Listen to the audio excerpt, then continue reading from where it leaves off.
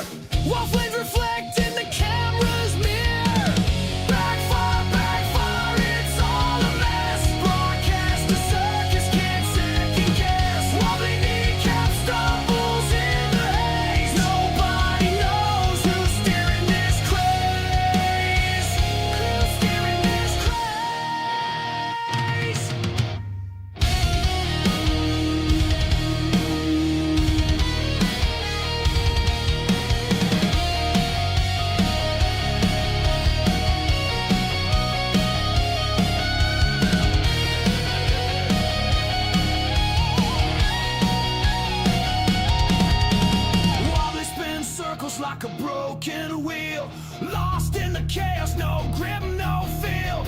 Pete shouting orders, Sam still checked out. It's a miracle, anything gets it out. Backfire, it's all this. Broadcast the circus, can't second guess. What they need, got stumbles in the haze. Nobody knows who's steering this craze.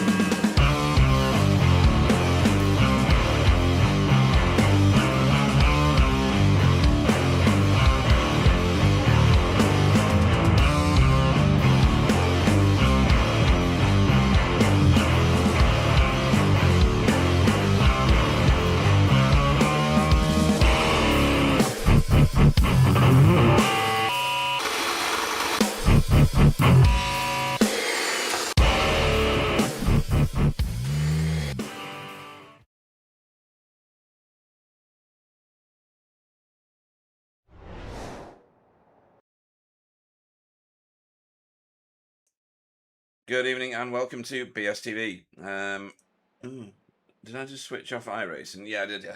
Only the audio, though, so it's fine. Don't worry about it, folks. Don't worry about it. It's just part of being BSTV. Welcome to, what is this? Week 9. Imola, GP. I was in the session on Sunday, and Jamie, for the no ABS, that's the practice for next season, because we're not running ABS. And it was very, very rainy. This one is very, very dry and sunny. There is only 19% humidity, and I'm whopping 44 degrees track temperature. I know, that's just stunning, isn't it? I am the Princess Pete Bingham, and I'm joined in the booth. It's the same joke I played last week, but Jay wasn't here to hear it. Welcome to the booth, to the cultivator. Grandmaster Corley. Was that a snort? It really was. I've been practicing it for an entire week. Guyvin. Oh my goodness. That was worth every snort that I've done for the last 7 days. Good evening. How are you doing? Are you good? Yeah, I have internet, so Excellent. finally Excellent. paid my finally put in the AOL CD, and that Yeah. that actually cured everything. Oh, Who do you knew? remember when you had to do that? My word. I remember when you... And then you were screaming downstairs at your parents when you were trying to stream porn. Don't pick up the phone! But they What's inevitably that? did. What? What's Prom, what? never heard of it. Prom, I yes, was prom. more into mini clip, to be honest. Oh, and, mini clip. yeah. Mini clip. Oh my god, you're going back there. Never mind. We'll talk about that later. Or never. Welcome to the chat for Ollie Payne. And for obviously Sir Alan Toon. Odie Payne, why are you racing? What? Meow. Are you racing? Don't know. Odie Payne is primed and ready. Oh, and Lady Cupcake's on for you. Cupcake! Cupcake! I don't know who Cupcake is, but Cupcake! Petey! Petey! Classic. Awesome. Always good to have Lady Cupcake on that. Imola, Jay. It is massively technical. It's got a huge amount of high elevation. It's got curves that can kill virtually every car on planet Earth. Your thought? Oh, and the goose. And the goose. What are your thoughts on this one? This one, I think, could be quite a drama, I think. Oh, if it's anything like the strength of field races yesterday, there's going to be so much drafting, so many pack battles as well. And I'll tell you what, just like Formula One and WEC when it comes here as well, there's going to be a lot of strategy in that feature race. Right, okay. I'm just having to turn chat off because I was actually in the no ABS race. You heard that meow as well? I did, yeah. Well, some controls are not equipped to drive it. Ignore that. And then just do that. Okay. So say that again, because I was totally distracted by I heard a meow from the actual race because I was in the session on Sunday. What did you say? Yeah, it's going to be tough. Yeah, it's going to be tough. That was a good abridged version, the York Notes version of your previous statement. But yes, it is going to be a massive challenge. Right, let's go and have a look at somebody on the actual track, because that's what people turned up for on the broadcast. So this track is used for all series, all famous series in the European circuit. I don't think any American cars ever go here, but they should if they don't. Ooh, that's interesting. I'd love to see IndyCar here, actually. Honestly, I think yes. IndyCar here would be really good. I'm sure the Euro NASCAR might have done a race here at some point. Just the closest we'll probably get to the stock cars coming here. I would love to see NASCAR here. I've been following NASCAR for quite a long time in the background. I'm a secret oval fan. I like turning left a lot. I don't know. Turning right is, so yesterday. But I love it when the NASCARs go to... this is going to sound horrendous, right? So please don't judge me, folks. But I like it when NASCAR goes to road tracks because they can't do it, Jay. Me too. I They think can't one of my favorite ever races to watch in history was NASCAR at Coda.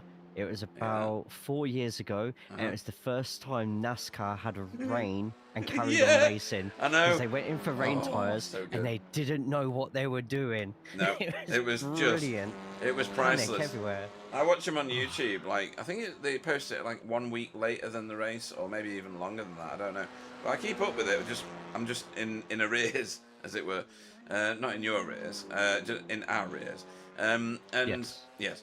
And Oh, that was a splendid race. When they go to Sonoma, I'm full of giggles. I really am. Because I'm terrible at racing, but some of the lines they take through there, you're just like, really? Are you like 4 years old? Really? So it always makes me giggle.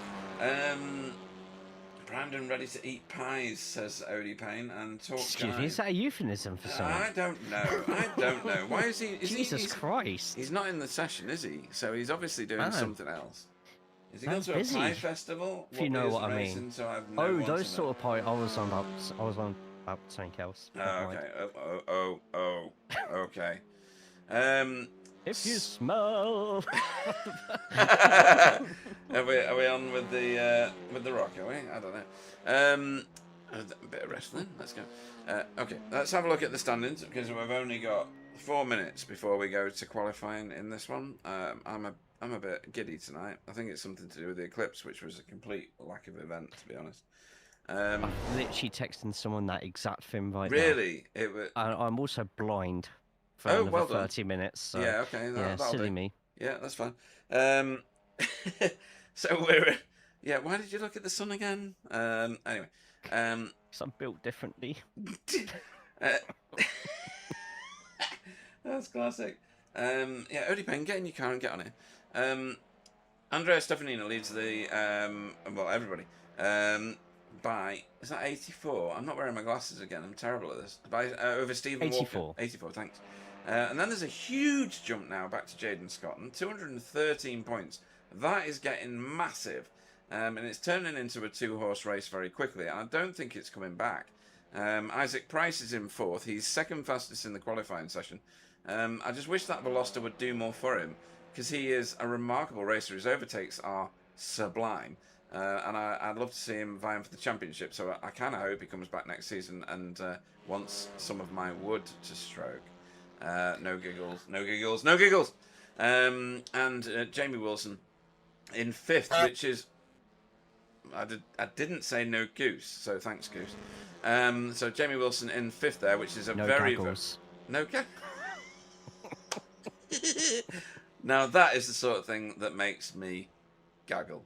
Jamie Wilson, he might be 700. Honestly, are you clipping that? Are you? I'm clipping that. Oh right, okay. You do that. 771 points behind first place, which means he's not in contention for anything like trophy-wise, but.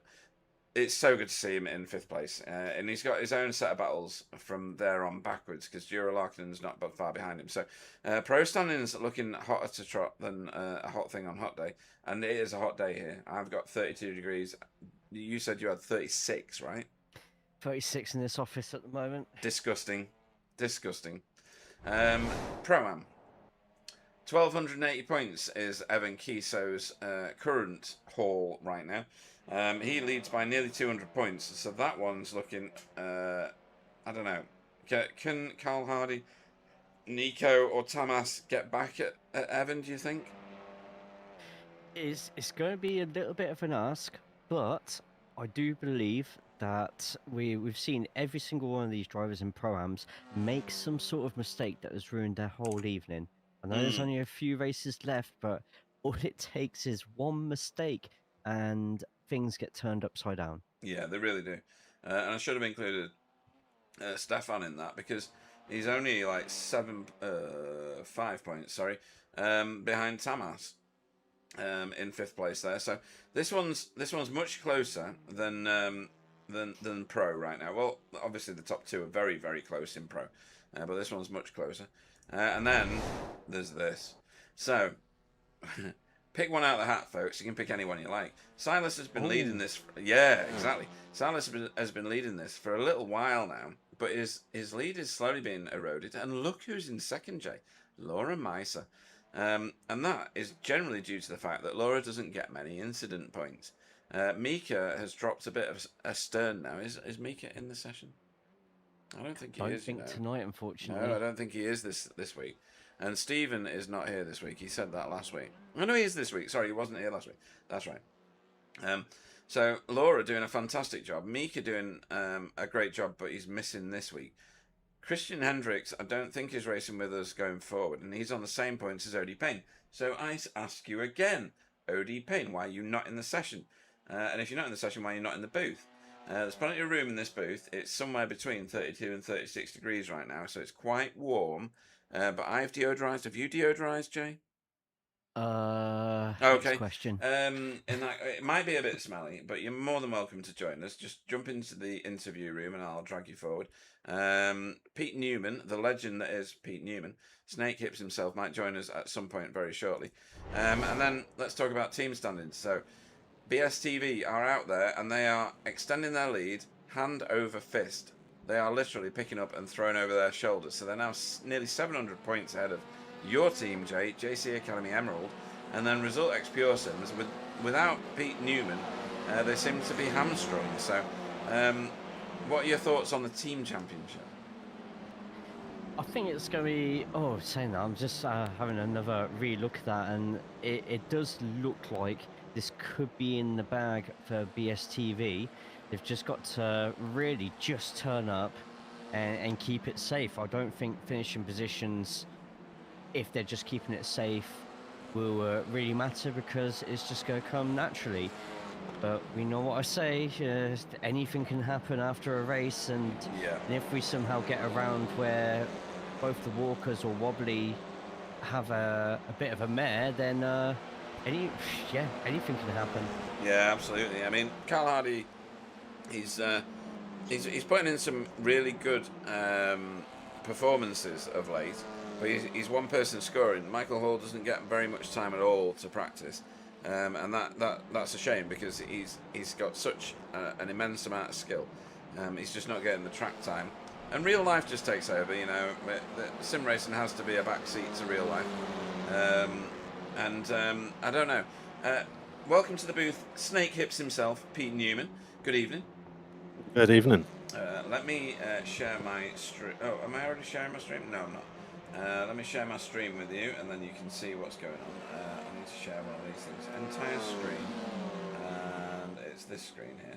So if you jump on that, you'll be able to see what's on the screen live and in the moment. You won't have any sound though, because we've never overcome that issue. But your thoughts, Pete, on Result X Pure Sims being able to challenge still for the title with Michael and Carl?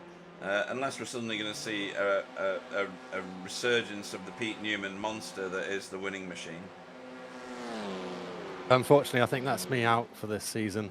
Really? I mean, maybe next season, but at this rate, possibly even not. Oh. And unfortunately, Mike's been having his own health issues. He's not quite as vocal as me, and putting them out there, I guess. Yeah, I didn't really have much choice. Mine was more funny than anything else, but if Breaking Bones is funny, then where'd you get your other kicks? Down A&E? Okay. Exactly. Yeah, exactly. Yeah. So, okay, well, that's kind of not what I wanted to hear at all on any front. So let's move swiftly on to driver of the meeting. You didn't vote last week, Jay, because you weren't in the booth. But if you do think of a vote from last week, then please send it forward, and I'll add it to the pile. But at the moment, it's pretty much as it was. So Mika from Nico, and then a raft of other people that are lining up behind. Alan's Safe Driver Award. Chris Needham has now floated to the top. And Ura Larkinen has stayed where he was in second place. Jeff Saunders has remained where he is in third place. So it's all showing very, very strong in that one. We're going to go and look at some cars, because we've not seen much in the way of cars, because I've been talking absolute nonsense the entire time. I think it's either the Eclipse, which was the biggest letdown since I think I popped a balloon in 1985. Yeah, it's okay. So where are we at? We are at Isaac Price, just lifting himself into the prime spot there, first car around. Pete Newman, in terms of racing the Veloster, it's an absolute pig of a car this season, and has been for maybe 2.5 seasons, maybe 3 seasons, I don't know. Stephen Walker was the only one brave enough last season. Isaac Price is the only one legendary enough to even take it on this season. Is it even something that you would contemplate if you were in full health? No. Excellent. And if not, why not? Is the second phase of my questioning. Well, That was perfect, by the way. That was absolute BSTV, 100% through and through. Pedigree. I've been practicing. Excellent. I've been practicing quite a lot. Yeah. But no, it's by all means a bit of a twitchy beast. I kind of got along with it at some point in the past. I seem to remember we run it as a SimLab team, which was some cool paint job on it. Yeah. But aside from the cool paint job, yeah, it's just not really a car I've ever got along with, to be honest. I loved the Elantra. I basically just stuck with that from day dot. And then obviously switched over to the Honda a couple of 3 seasons ago, and then haven't really looked back from it, to be honest. No. I'm the sort of person who just likes to drive one car, and I don't really care about BOP or any of that. I just drive to the car and what I enjoy and get to know what it can do rather than swapping and switching out all the time. Yeah, you're the same as Jamie Wilson in that respect, because he's one of those people that just picks. He loves the Audi. I don't think he'll pull me for saying that. And yes, he's driving the Honda at the moment, but the Audi is his favoured go-to vehicle. He just prefers the way it does its thing. So completely understand all that. Good evening to Renee on the chat. I was in Germany recently, and for the third time in my life, could I get my hands on a wiener? Nope, not even a slight wiener, Jay. Not even a little wiener. Okay. I mean, what's that about? You can get kebabs anywhere you go. Germany, yeah, Germany. What do you mean, Lady Cupcake? Where in Germany? Okay, so most recently I was in Bremen, and before that I was in Münster. Oh, I did have wiener in Münster. So what I've just said is a complete lie. You had some Munster. You munched on some wiener. I munched on some wiener in Munster, and before that I was in Berlin. Never got any wiener at all. No currywurst, no bratwurst, no bockwurst. I'm a bit disappointed by the amount of wiener and wurst, to be honest. You're German, are you? Well, can you get some more wiener out there, please? Just saying. What are your thoughts on wiener, Pete? Bigger the better. Bigger the better. Absolutely. Absolutely. And if you can slather it with some lovely sauce, that'd be excellent. Is that too much for this time of night? Yeah, nobody likes a dry wiener. Nobody likes a dry wiener. There's friction involved. It's just terrible. I need to go back into Sunday school this weekend, I think. And not for wiener. Yeah, okay. Bremen and Munster are close to where Saturday. I'm from. Like 2 hours. Well, you were 2 hours away from me then, weren't you? David Scotland. Why is David Scotland in Germany? What is going on? Is everybody else seeing the same messages? Oh, no. No, he's put another post in. Oh, that was too quick. My brain didn't catch up. Pete is like a walking carry-on film. Is that Pete Newman? Because that's pretty bad. He's only been in the booth for a few minutes. I mean, good grief. Snake Hips, you've just been called a carry-on film. That's rude, isn't it? Haven't even done any of the one-liners I got written down. No. Right, Isaac Price is currently top of the pile in that pig of a Veloster. Who do you want to jump on board with, Jay, to do your lap of wonder? Let's go with whoever is 23rd right now. 23rd, it's Stefan Klauke. Oh, returning German. to the league after a couple of rounds out. Yeah. Let's get on with talking wonderful things in Baden-Württemberg language. Go, Jay. Where's your best German? Best German in the chat right now. Excellent. There we go. That's how I get keeping the good books there. But down the Variante Bassa for Imola, a track that's just going to be full of drafting, tactical noose, and a lot of dodgy sends into chicanes as we go into turns 2 and 3. The Barello You want to be setting up the following corner as you're going through. Give it too early too soon, then you're just going to end up messing it up and getting overtook into the Villeneuve. Turns number 5 and 6. Once again, you need to try and get yourself as left as possible for turn number 6 to make the most of that exit curb. Get yourself over to the right hand side, and then you can take on the Tosa. Turn number turn number 7. You want to late apex that hairpin and try and get back on the pedal. I made the same mistake yesterday as well. You think I'd learn. This little kink just here, we don't shame it, but it's also not a corner number either. But you get yourself onto Pirotella. Don't want to be going too quick on the exit like Stefan's just there, or I'm pretty certain that would have been an off track just there. Onto the Aqua Minimale, one of the most famous corners on the circuit. You want to sort of let Jesus take the wheel and guide the car down rather than drive it. Don't drive off too far into the left, as that is yet another annoying slowdown. Get up to the Variante Alta. Once you break in just before the 50, you'd be surprised how much of those curbs you can mount, but a little bit too much and it will completely ruin any battles and any race you thought you were going to end up having. It's a heavy slowdown. Down the final kink, turn number 13. That one does have a number, but as soon as the car straightens, brake as hard as you can and get yourself into the Riverza. You want to try and set up this final corner as openly as you can, as it is one of the most important corners on the whole circuit. It's a long way down to turn number 2 again, so make the most of it, and that is your lap of the Autodromo International Enzo Idino Ferrari. Imola. I see your Italian's as shit as your German. I swear to God, Pete. Pete Newman, do you agree with everything that Jay just said? I mean, that was a great sermon, to be honest. It was brilliant, wasn't it? It was excellent. Sermon, it's not a cult. Well, yeah, it is. Anyway, right. So where are we going to look? Nico Meyer, who's in with the title shout, is struggling at the moment. He's languishing in 22nd. We have 25, 26, 27, 28 drivers tonight on this super hot day in the UK. A few people crying out.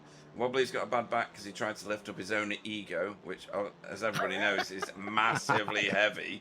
Are you sure it wasn't just moving house? I only just found out that he was moving house. Oh, right. Did you really? The other week. He's never mentioned it, funnily enough. No. 100 times in the last however long. But yes, he's done his back in picking up his own ego. What a shame.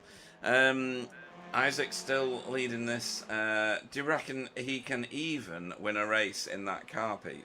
Because I don't know, he does great qualifying, but then he gets in the race, and I think the other cars disturb the aero on it so bad that he's not able to move forward.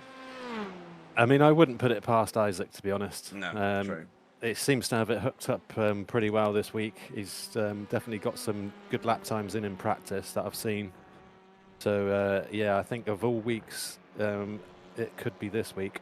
I really do hope he does, because I look at his I rating, and then I look at the car he's driving, and I look at his finishing positions, and I wish for better for him. You know, that's the way I'm at the minute. He's now just peaked over 9,000 I rating. He was 8-something last week, so whatever he's doing in the officials, it's working for him, bless him. Okay, we also need to acknowledge the fact that Anton Willer is back with us. He is a Switch It Cherio Amethyst racer. Let's get a better camera than that on him. And why has he not got his Switch It racing on? I think he's definitely Danish. But yes, he's back with us. Josh Trasler. Let's have a look. Who else we got? Laura Meiser. Another one very similar, really, to Nico Meyer, who is up for a title and languishing back here in 25th. So work to do, Jay, for some of these guys, eh? It's not an easy track, though, is it? Really, let's face it. Let's be generous. It's a surprisingly long track as well. You don't realise it's just short of 2 minutes as well. So I won't be too worried about those who are a little bit off the pace at the moment. It's a very draft-heavy track. And if you've got plenty of people drafting them, trying to make moves on each other into corners, that will soon even out the whole field. The strength of field races we had last night, after 15 minutes on the open, there was 7 cars within 4 seconds of the leader. Wow, okay. And just constantly swapping positions over because it was just like a an absolute dogfight out there. So I'm hoping we kind of see a bit more of the same in each class tonight. Okay, well, that'll be exciting if we do. What's your advice for what's your advice for Michael Hall, Pete? He's not moving much. Is it press the gas pedal? Yeah, press the gas pedal at this point. Yeah, pretty much. But just in general, it's keep on trucking, and just keep doing what he's doing, because it's just good to see him out here. It is helping Carl out. You're absolutely right. I mean, let them both down, So. No, I mean, did you choose to throw yourself off that motorbike? I don't think you did. Pretty much. Okay. Choose to get on it. Fair enough. Well, there is that, yeah. But no, it is fantastic to see Michael Hall in our races. We have a lot of people that race here that don't have the time in their lives to do anything more really than join sometimes part way through the qualifying race and then the actual race itself. And I applaud them all. I really do. And that's not me being sarcastic or being a carry-on film or anything like that. That is genuine, heartfelt, appreciation of the fact that these people turn up and do this with no ability to find time in their lives. So, well done, everybody. Right, we are gridding. There's a great pole lap there from Steve, 151.005, not quite in the 150s like they were doing in practice, but the track temp is going up quite significantly. Yeah, that must have been very, very late on in that qualifying session, because I was talking about Isaac Price when he was in the lead, and then I knew that Andrea Stefanina had got a better lap. So Stephen must have got a late one. But he is your pole man, folks. So Andrea Stefanina will go off on the front row next to him. Isaac Price will go off third. Fourth will be Jaden Scotton. Fifth will be Carl Hardy, the pie man. Your boy, Pete. That's quite a good qualifying from him, I think. Chesney, stop flashing your lights. Don't be a knob. Yeah, that's great from Carl, that is. Yeah, that is excellent work. Then we've got Evan Kiso, a current Pro-Am leader. Stefan Goebel will go off 7th. Thomas Asboth off 8th. Ronald de Jong off 9th. RDJ himself. Thomas Dandridge off 10th. Jamie Wilson off 11th. Tony Walker T off 12th. A few of these pro drivers out of position here, Jay. It's going to be an interesting start, I think. Absolutely. Yeah, it's going to be rough. PVG, Pete Van Gool off 13th. Jura Larkinen 14th. Pascal Viertjen off 15th. Josh Taylor off 16th. Silas Goebel, your AM leader at the moment, off 17th. Anton Willer 18th. We'll see Josh Trosler start 19th. Thomas Coombe 20th. 21st will be Chris Needham. Nico Mayer off 22nd. Stefan Klauker, who we were on board with for that lap introduction from Jay, 23rd. CVDB will go off 24th. Meow. 25th will be Laura. Honestly, I'm that professional. I can just do this without even thinking. Laura Meiser, way out of position in 25th. 26th, Chris Dixon. Jack Brown, massively out of position as well, 27th. Did he even put in a qualifying lap? I'm not sure he did. And Michael Hall, 28th, who joined very, very late in qualifying. So, someone's throwing hearts out in the YouTube channel. That totally distracts me. Oh, we're going. So the lights will come on, are coming on now. When they go out, we will be racing. Green. I wonder why there was a big red banner across the front. It's the bridge across the track. We're away. There was a slow starter at the back there, but everyone else has got away well. Yeah, Thomas Dandridge got away a bit slow, I think. Oh, that free wide. Chesney on the grass. Careful. Yeah. Yeah. Ooh. I thought that one was in the sandpit at the first chicane that I now can't remember the name of. As we head towards Villeneuve, or as one famous person once said, Gilles Villeneuve. Not joking. Should have known better. People rejoining the track in the background. I think it was it wasn't Euro. It was someone near Euro. Though Evans had a good start. He's got ahead of Carl, unfortunately. Or fortunately for him, he's just trying to bridge the gap over to the top four. He's supposed to be impartial here. Hey, there's nothing impartial about me. Yeah, absolutely. Keep that going. Michael Hall, my goodness, he's up 6 places. He'll be doing his own version of Ash Sutton. Yeah, he will, yeah. Oh, yeah. Bloody hell, yeah. That was good at the weekend as well. I enjoyed Knockhill at the weekend. That was good fun. Always a good those race, first race in the wet was incredible. It was obscene, wasn't it? It was just unreal.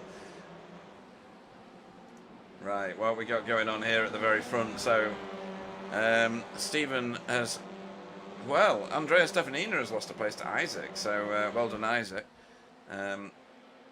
Stephen Walker keeping the front position at the moment, but that Veloster might be good around some of these tight corners, Jay. It's certainly got the dynamic turning capability. It seems to just lack in the out of the, well, as I just say that, out of the corner, and he's lost time, and down the straights.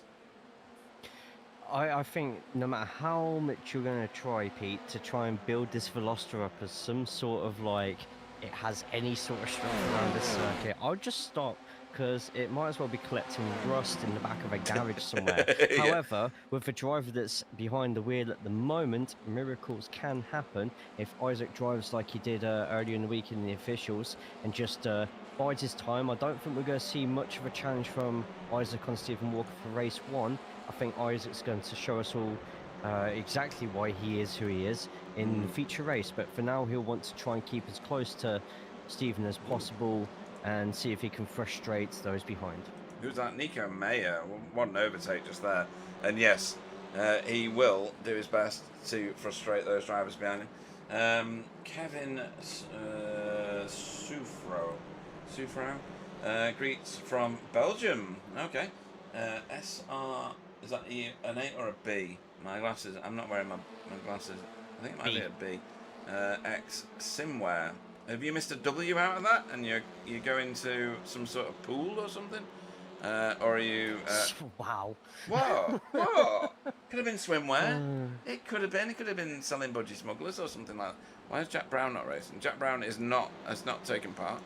He did this once before as well. Maybe he just can't do it on certain weeks. Jaden Scotton, though, putting pressure on Andrea Stefanina massively. And Josh Taylor. Great breaks there from Jaden. I've seen so many who have got that wrong going up to the final 2 corners. And absolutely ploughing into the back of somebody. He nearly did it last week. He nearly wiped out Mika. But he was absolutely brilliant on the brakes. It absolutely caught me out and shocked me, actually. Pete, how do you go about attacking, in inverted commas, and doing the little bunny ears things with my fingers, Andrea Stefanina? It's very difficult to attack him. You can flash your lights, you can do what you want. You're not going to put him off. No. It's going to take... I mean, for all of these top 4, top 5, it's going to take a mistake and probably a little slowdown penalty that you can easily pick going through these corners here, both the insides there and the other chicane as well. Can be a bit tricky for the slowdown. So yeah, I think these guys are going to be pretty much single file formation, trying to put each other off, but it's not really going to lead to much unless you get the slowdown penalty. No, very true. Pascal Wiertzen has just, well, he's been off track 3 times according to SDK. So I'm going to click on this one and just see what happened. Well, right, he's wide, and then he's very wide, and then he's doing a dance. Saved. Doing a little dance. Making a little love.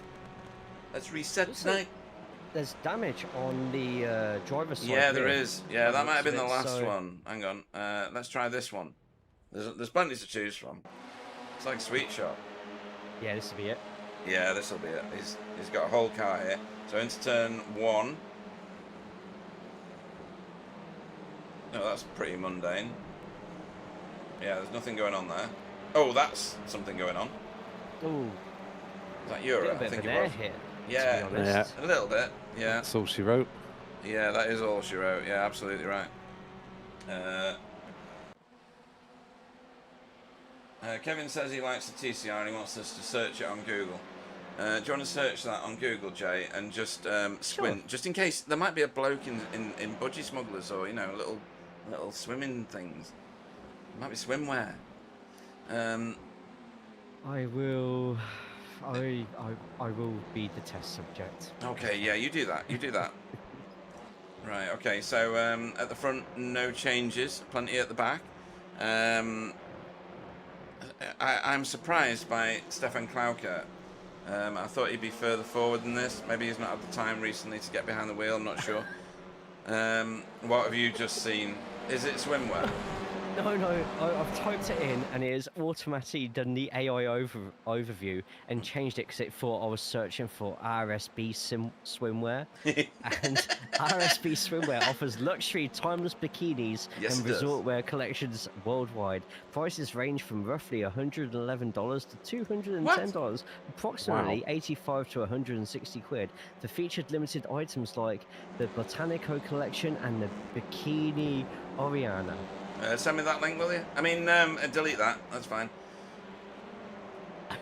Right, Jamie Wilson up 3 places from the start. He does this every week, really. I don't know what he does wrong when he's qualifying, but he seems to do well when he gets to racing.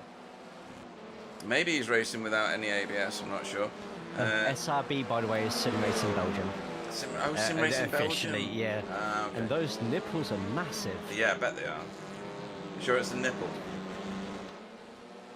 Oh. Oh! The goose is back.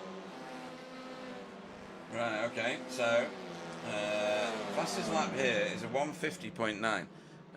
Wow, that is ultra fast because at the minute we're just showing a 151.36. So well done.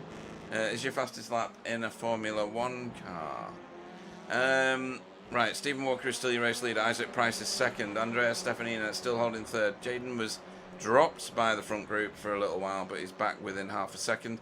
RDJ is currently in a heated discussion here with Jamie Wilson, but he's been passed by Jamie.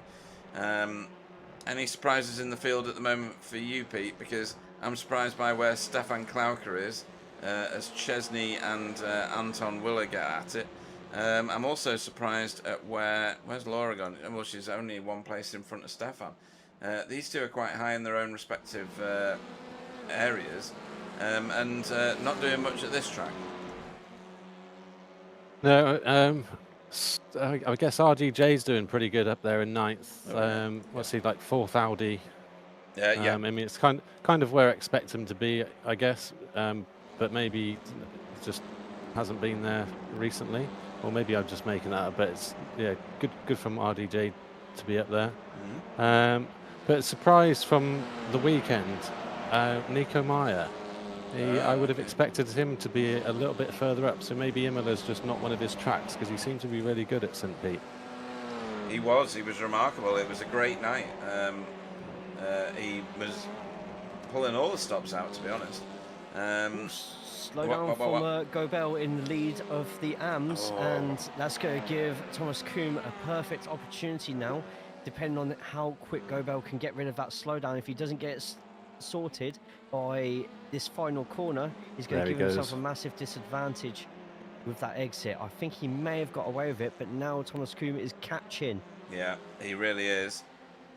I think that was pretty well served. He didn't let it get past that apex onto the final corner, so absolutely hasn't lost anything down this straight.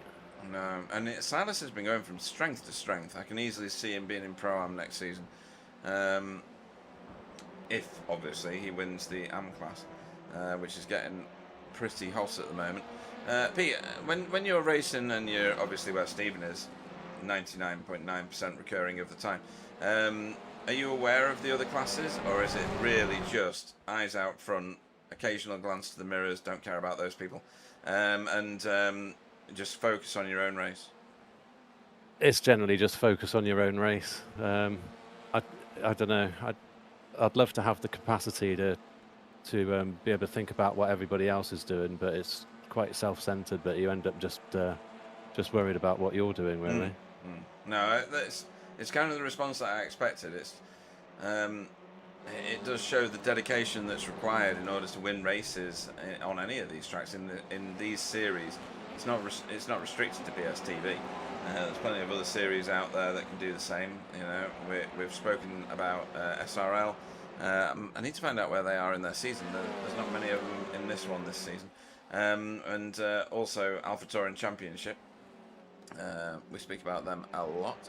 Thomas Dandridge now with a slowdown, and he is hot on the heels of Jura Larkkinen. That's not going to help him at all, and he's still not got rid of it. And if he doesn't get rid of it between this corner and the next one, he's going to get himself mugged here by Josh Trasler. He has now got rid of it. Or has he? Oh no, Thomas Kloom has picked one up now. What on earth? Slow down Pulls central. off to the side though, yep. And they won't learn either, or they will learn, but they'll still keep making that mistake. So expect to see even more slowdowns further into the race, and that's just given Michael Hall his 11th gained place. So Michael is having a fantastic first race so far. He is. He needs to get himself into 15th for the reverse grid. He's not far off it. He's got 2 more places to take. Ooh! Ooh! Sorry, I get very excited when they're trying to go 3 wide. It'll go Bell with another slowdown. Oh, he has. Oh, And that's going to help Mike. Yeah, it really is. Yeah. It's not that far away, really. Oh, we got a bit of bump drafting going on here. RDJ was giving Jamie a push, but it didn't do him any good because... and that's bringing in the 2 behind into this battle as well. Yeah, look how quickly they've caught up. Yeah. And you don't really get too many opportunities to practice going 2 wide here. That's Aqua Minerale. You don't want to go too wide Oh, through there. no. And that's why you don't want to go too wide through there. RDJ spat out of that one. I mean, the only good thing with that is we got to see how wonderful that paint looks from all directions. Oh, absolutely, Yes. yeah. That's another place for Michael Hall. Yeah, it is. He's got it. That's 15th. He needs to stay there then. Come on, really? Yeah. Don't do any more forward momentum. Right, at the very front, the top 4 are bolted together. They have not left one another at all.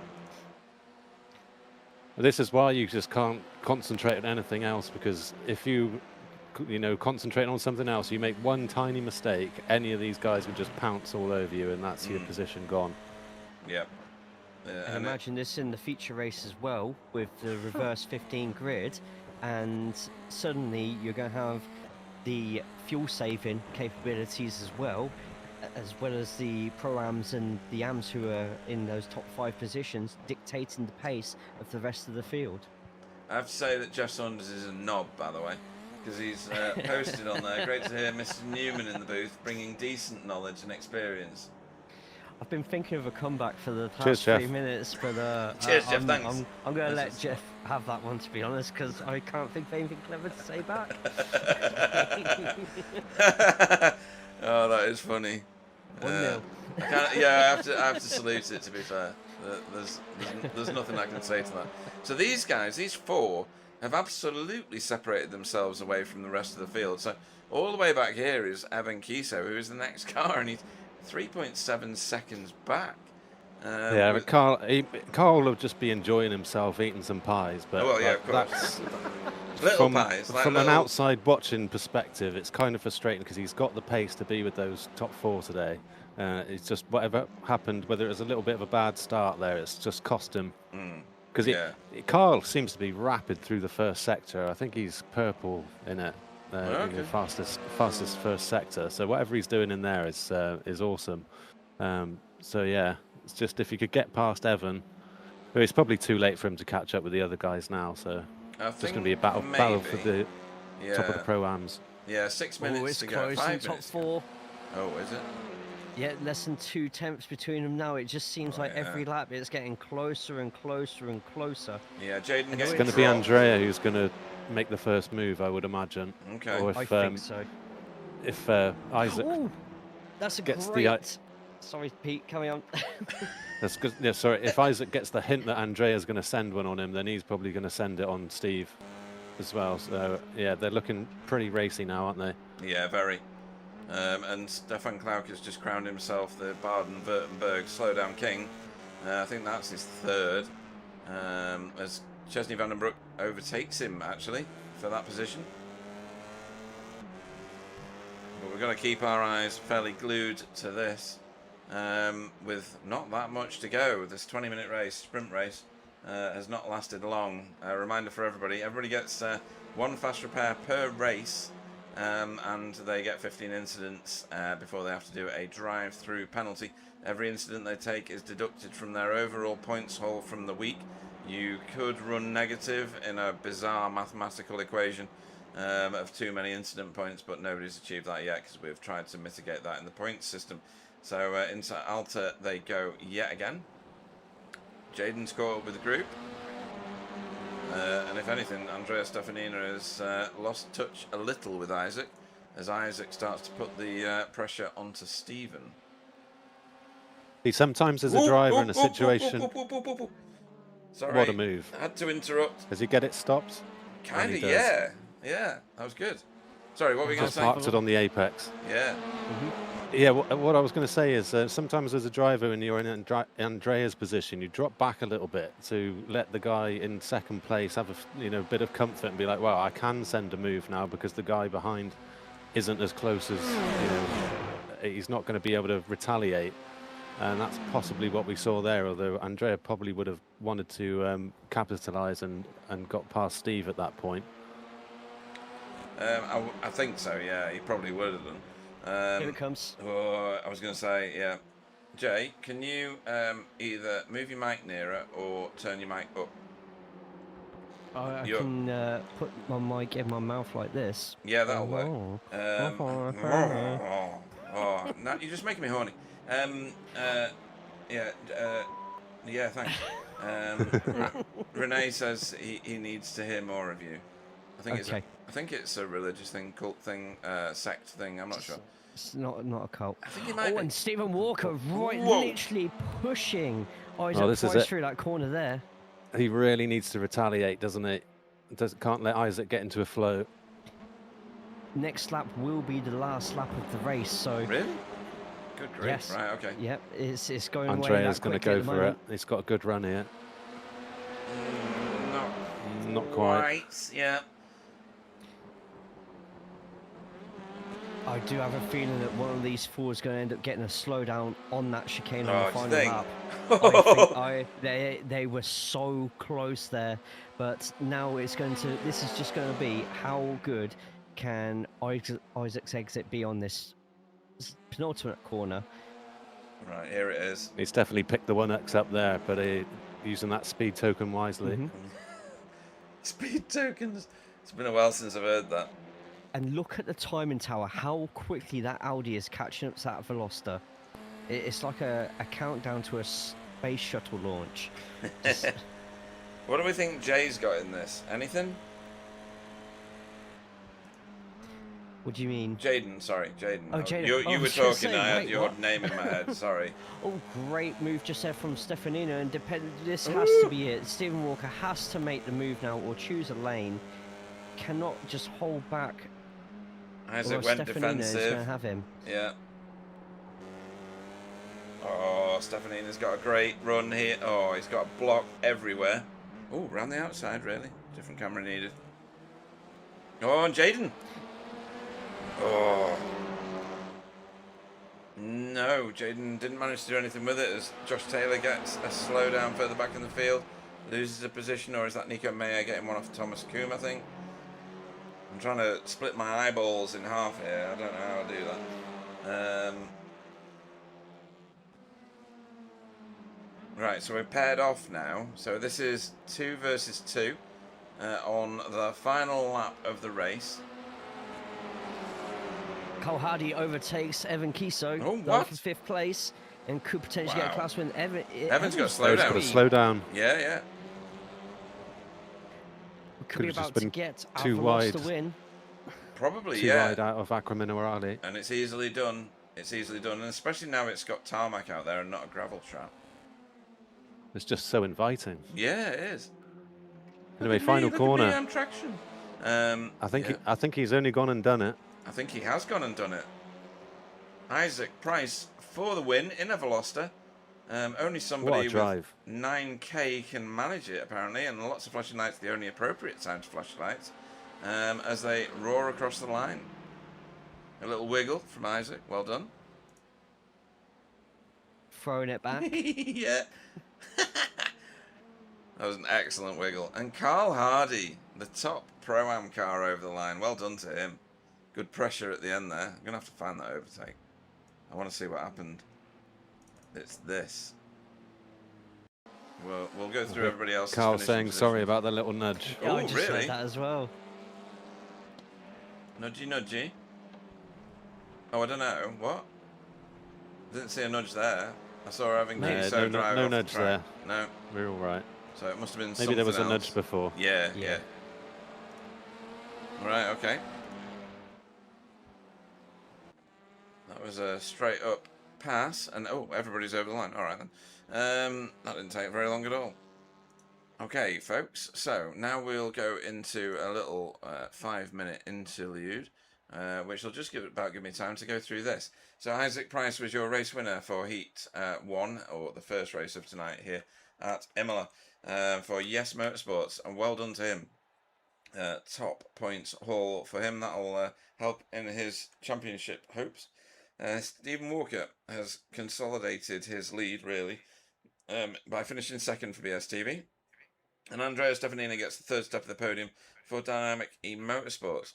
Jaden Scotton finished in 4th place for JC Academy Emerald, but put up a very good fight. And they all, really, were nearly 7 seconds ahead of the rest. And then we get another little troop of 3 here. So Carl Hardy was your first Pro-Am car over the line in 5th place overall for Result X Pure Sims. Evan Kiso 6th and 2nd in class for Sim Racing Grid. Thomas Asboth was 7th and 3rd in class for Spin and Toe Motorsport. That's a really good finish from Thomas Asboth. Very good progress indeed. Tony Walker T finished in 8th place for BSTV. Stephen Goebel was 9th for VTS Esports with PVG. Pete Bangle in 10th for Result Clothing. Jamie Wilson finished 11th for Team Chimera with Josh Trasler in 12th for JC Academy Sapphire. 13th was Euro Larkinen for Hydro Race Racing Forces Gold. Thomas Standridge finished in 14th for Verve Racing. Michael Hall hauled his way. See what I did there? That was good, right? Hauled his way forward into 15th for Result X Pure Sims, and therefore, what does that mean, Pete? That means he's got the reverse pole there, Pete. It does, it does. He's in prime position. He clearly got the memo. He did get the memo. Hold station. Yeah. That's what he did. 16th saw Silas Goebel win his AM class by finishing in 1st in that class for VTS Esports. RDJ, Ronald de Jong, finished in 17th for Hydro Race Racing Forces Orange. Nico Mayer finished in 18th for Switch It. I need to find where my mouse is. I'm not wearing my glasses still. Thomas Coombe finished 2nd in class, 19th on track for JC Academy Emerald. Chris Needham finished in 20th for Air Smart Racing. 3rd in class, 21st on track, saw Josh Taylor for JC Academy Ruby. Laura Meiser finished in 22nd for Switch It. Anton Willer, sister team to Laura there, in the Switch It Chariot Amethyst, sorry, finished in 23rd. 24th was Chesney Vandenbroek for JC Academy Ruby. Stefan Klauke was 25th for Hydro Race Racing Forces Gold. Chris Dixon was 26th for Workout. Pascal Viachin was 27th after whatever happened to him, actually. And Jack Brown did not start, so he will not score points. Chesney wants us to skip the track. Yeah, we'll skip it next week, mate. Don't worry about that. Any surprises in that for you, Pete? I think there was a few for me. There was people in the other classes, so Pro-Am and Am, that really fell short of what they normally do. Nico Mayer, Laura, bit of Josh Taylor, I guess, but he did finish 3rd in class. I don't know. Euro should have been a bit higher up. We know that Michael started at the very back of the field and got himself to 15th, which is a miraculous recovery drive, really. But beyond that, any others for you that were a surprise? I know we saw him get the damage, which wasn't helped, but this season I've wondered why Pascal has not. What's the word? Like when he joined at the end of last season, or was sort of floating about in the TCR at the end of last season, he was rapid, and hence why he's been put in the pro category. I've just been surprised to see that he hasn't really fulfilled where he sort of could be or should be. So I don't know if there's a setup issue going on with Pascal, whether he's changed something. But yeah, just in general, I've expected him to do a lot better this season. So yeah, fingers crossed he can sort out whatever it is and be back to where he belongs, really. Yeah, it might be time available, seat time available. But I agree with you completely, actually. And Jay, anybody that you think this is clearly not their track, or you expected them to do better? Well, yeah, I was going to say with Pascal, but like Pete said already, just like with the damage, I just wonder if Pascal's just getting himself warmed up for next season on that one. But away from the negatives, actually, I know we've got Laura as well, who we probably expected to be a bit higher. I just want to give a shout out actually to two people, and that's to Tony Walker jumping from 12th place and getting into the jumping from 18th place on the practice and getting himself up to P8, but also Josh Trasler as well, who has struggled a little bit with pace in parts this season, get himself into the top 15. Yeah. What I think could be the first time this season. No, good shout, and very, very good switch to positivity there. I like it. It's easy to, go negative on these things, but we're now about to embark upon a 40-minute race, folks. Pit stop will be required, unless you're Pete Newman, but he's in the booth, so that's not going to happen. Even more money. Michael Hall will be your pole man. That's his reward for finishing 15th in the previous race. Thomas Dandridge will go off on the front row next to him. Euro Larkinen off third. Fourth will be Josh Trasler. Fifth will be Jamie Wilson. Stop flashing your lights. Carl Hardy. Thought better of you. Jamie Wilson off fifth. Pete Van Gool, PVG off sixth. I expect it from you, Chesney, but I wish you'd just quit it. Stefan Goebel off seventh. Eighth will be Tony Walker. We'll see Thomas Asboth off ninth. 10th will be Evan Kiso, Carl Hardy off 11th. 12th will be Jaden Scotton, who was super rapid in race 1. 13th will be Andrea Stefanina. 14th will be Stephen Walker, and Isaac Price's punishment for putting his car in the winning position in the previous races. 15th start in this one. Silas Goebel off 16th. RDJ off 17th. 18th will be Nico Mayer. 19th will be Thomas Coombe. 20th, Chris Needham. Josh Trasner off 21st. 22nd will be Laura Meiser. 23rd will be Anton Willer. Chesney Vandenbroek will go off 24th. 25th will be Stefan Klauker. 26th will be Chris Dixon. Pascal Vierchin will go off 27th, and I'm not sure we'll see Jack Brown at all, as he did not start the first race. So, Chesney, give your thumb a break. Right, let's get ready. I'm going to have to switch a camera. That's good. That means I can't see Chesney flashing his lights. It's about 6 miles away from the start line. Okay, so we've got 40 minutes to go in this next race. 1 pit stop, 1 fast repair, 15 incident points, and you do a drive-through. You get an incident point for going off track. You get 2 for losing control of the car and spinning. You get 4 for contact with another car. And here we go, folks. We are racing again at Imola. Green flag, green flag.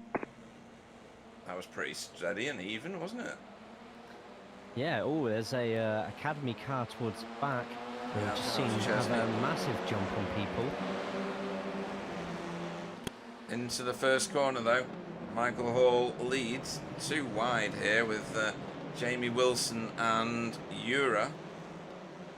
Nobody crashing yet, and thankfully. Josh Trasler down 5 places, a bit of a poor start from them, but they've carried the car going and still find themselves within the top 10. Yeah, that's a good recovery from what could have been a bad outing, as Isaac Price loses out here to Andrea Stefanina, or does he? Because Toza is better down the inside of that turn. It's a long way around the outside. Carl Hardy is the blocker. Oh, he's actually getting a helping hand from Isaac. Jaden's definitely been on the Kool-Aid with that start. Look at him. He's already up to, was it 9th place already? Yeah. He's definitely going to be one to now. watch. 8th place. 8th. Blimmin' heck. Yeah. That's a funny statement. Dispatches. Hang on, wait a minute, I just got it.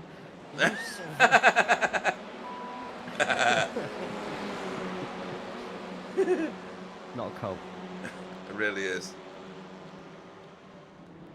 Oh no! What's happened, Price? Kind of saw that coming. So that was Can't off the fit 2 bonnet people of Carl around there. Hardy. Yeah, that was Carl Hardy's bonnet. That was that Isaac was running all over, and Isaac gets a slowdown as an additional insult. I think Isaac will get that one served quite quickly because he come Well, out he of needs that corner to. with less than ideal speed. Yeah, he's trying to now back up Silas Coble, and he's got rid of it right there, just as we were watching. Michael Hall, little bit of a lead over Thomas Dandridge, and that's good enough, isn't it, Pete? That's got daylight there. Yeah, he's not going to be worried about anything else, just going to be focused forward at the moment. I'd say the only big issue is Jaden being in 7th at the moment. Yeah, and Josh Trosler, sorry, was Josh Trosler out in the dirt. I don't know how he ended up that way, but he must have lost control coming out of the first chicane there. Another slowdown for Isaac as well, but as soon as I say that, he clears it, trying to obviously make me look like a liar. Stephen through on Stefan. Jaden again. What? Has he got another? Up 6 places, yeah. Over Tony Walker as well. That's a big scalp to take.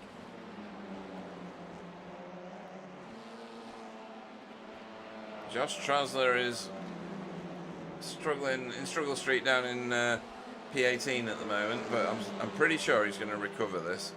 He just needs to sort his tyres out as Andrea Stefanina passes Tamas, I think. Yeah, Tamas. It's all drama here. I do like Imola for that.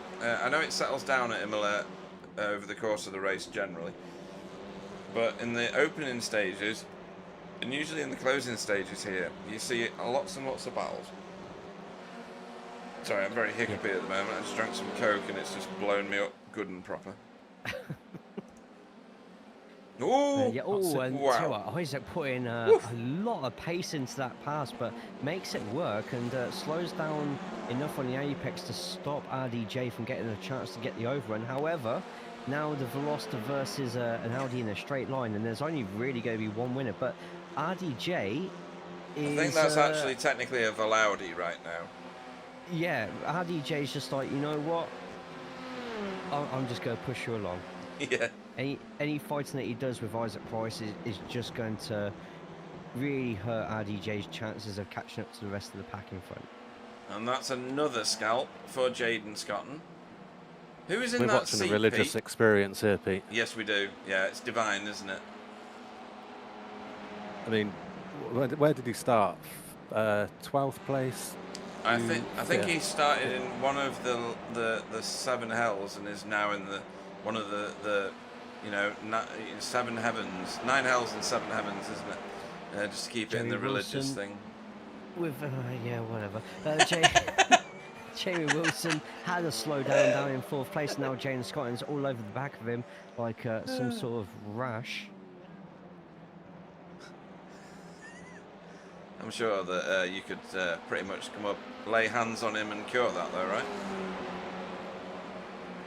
You can really go off some people, you know. If you carry on, I'll beat you into the Old Testament. But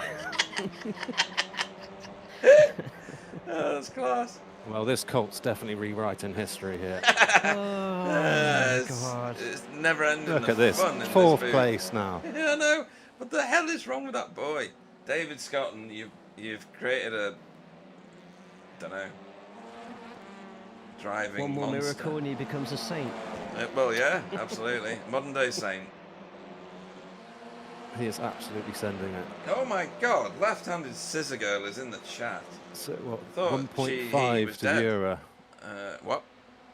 1.5 Jaden's got to Euro, so going to give him a couple of laps to catch that up. Yeah, and we've got a battle, well, lots of battles.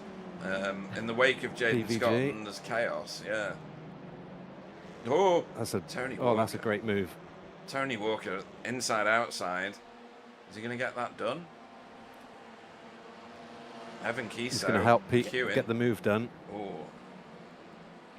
Evan helping Tony Walker get some extra speed around the corner. I'm not sure he needed that.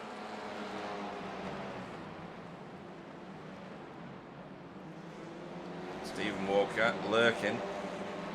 Watching Jaden But Scott. still, you know, he was 2 places behind Jaden. He also had a good start, didn't he? But he's just not been able to follow him through the pack. This could be crucial when it comes down to it. He could be playing the fuel saving game, so he could get a few extra seconds back in the pit stop.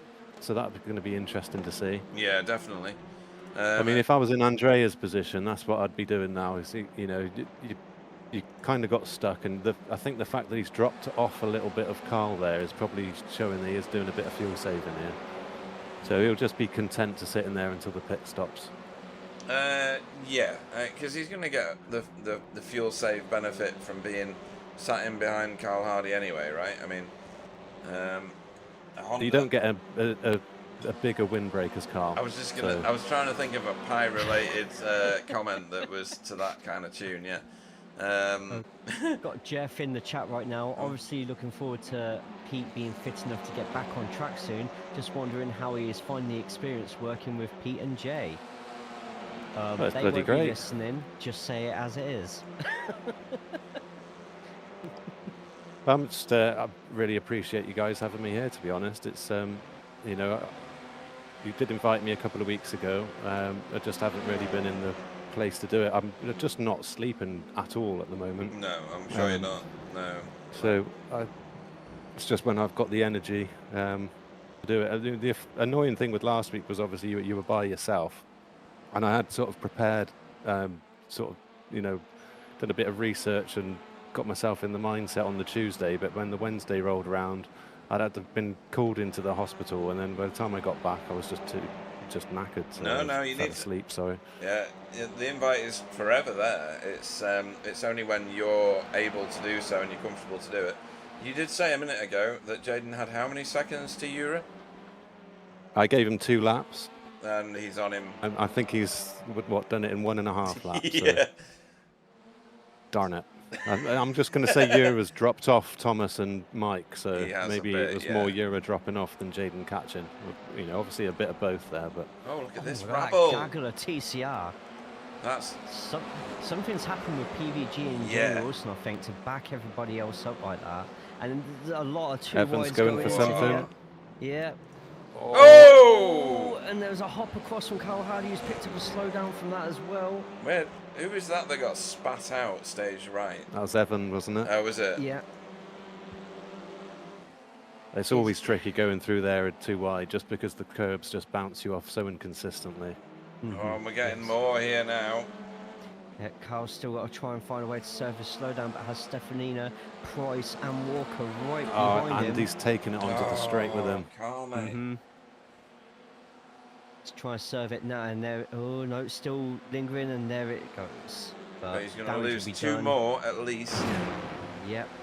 I say at least because that's RDJ behind him, and RDJ is, well, really, really very quick. Good braking from RDJ there. I had a feeling that might have ended in tears there, but Kiso's going to get the pass done here, I think, because he's had a much cleaner chicane there and has the advantage of the inside line in the next corner. Stefan Goebel is very much lurking just behind this. Oh, PVG. Yeah. Oh, he's had to take the long way around Tozer. Not a bad place to take it, to be honest. As long as you can get the wheel nice and straight on the exit, then you kind of don't feel the effects on the following straight. Jaden Scotton has broken company with Eura and is now fully clawing away at the lead that Thomas Dandridge and Michael Hall have got.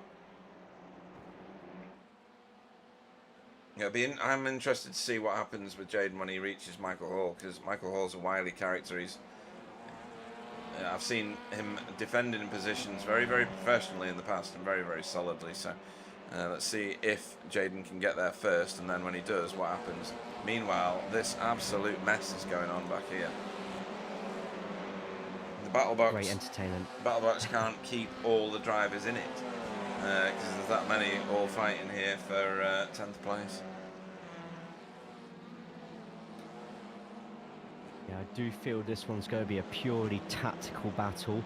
Somebody at some point here will make the first move and get the undercut in, and that could be the catalyst needed to completely divide this whole group, and suddenly everyone's doing their own mini strategy and just keeping a watch on every one of their rivals in this group now to see where exactly they come out once they're coming out the pits as well in terms of traffic. Yeah. So as it stands right now, Thomas Dandridge is your Pro-Am leader. Obviously, you know that Michael Hall is currently your Pro leader for Resort Pure Sims. But Thomas Dandridge, oh, we've got a bit of a battle here. I'll come back to what I was going to say a minute ago. Ooh. In a minute. Close. Yeah. Oh, and still close. Too wide, going into toes a hairpin. Strange camera, that, to be fair. It just stays there. Up the hill to go. Right, so, and then we've got Silas Goebel as your AM leader at the moment. He's also your AM current class leader in the championship. Lots of So funny. Jaden's caught up to the has he? top 2 now. Oh my God, and yeah. also Steve's got to the head of that little group he was stuck behind. So he's now got 3 seconds to Eura, but then Eura's got 2 seconds to Jaden and Thomas and Mike. So quite big gaps here for these guys to make up in the pits. It is. And approaching a race like this at Imola, what would be your initial favoured strategy, Pete? Would it be sit behind somebody, fuel save it, jump them in the pits?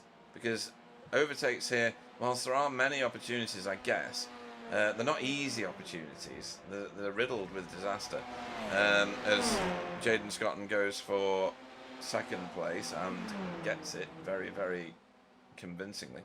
What is your approach to a race here at Imola?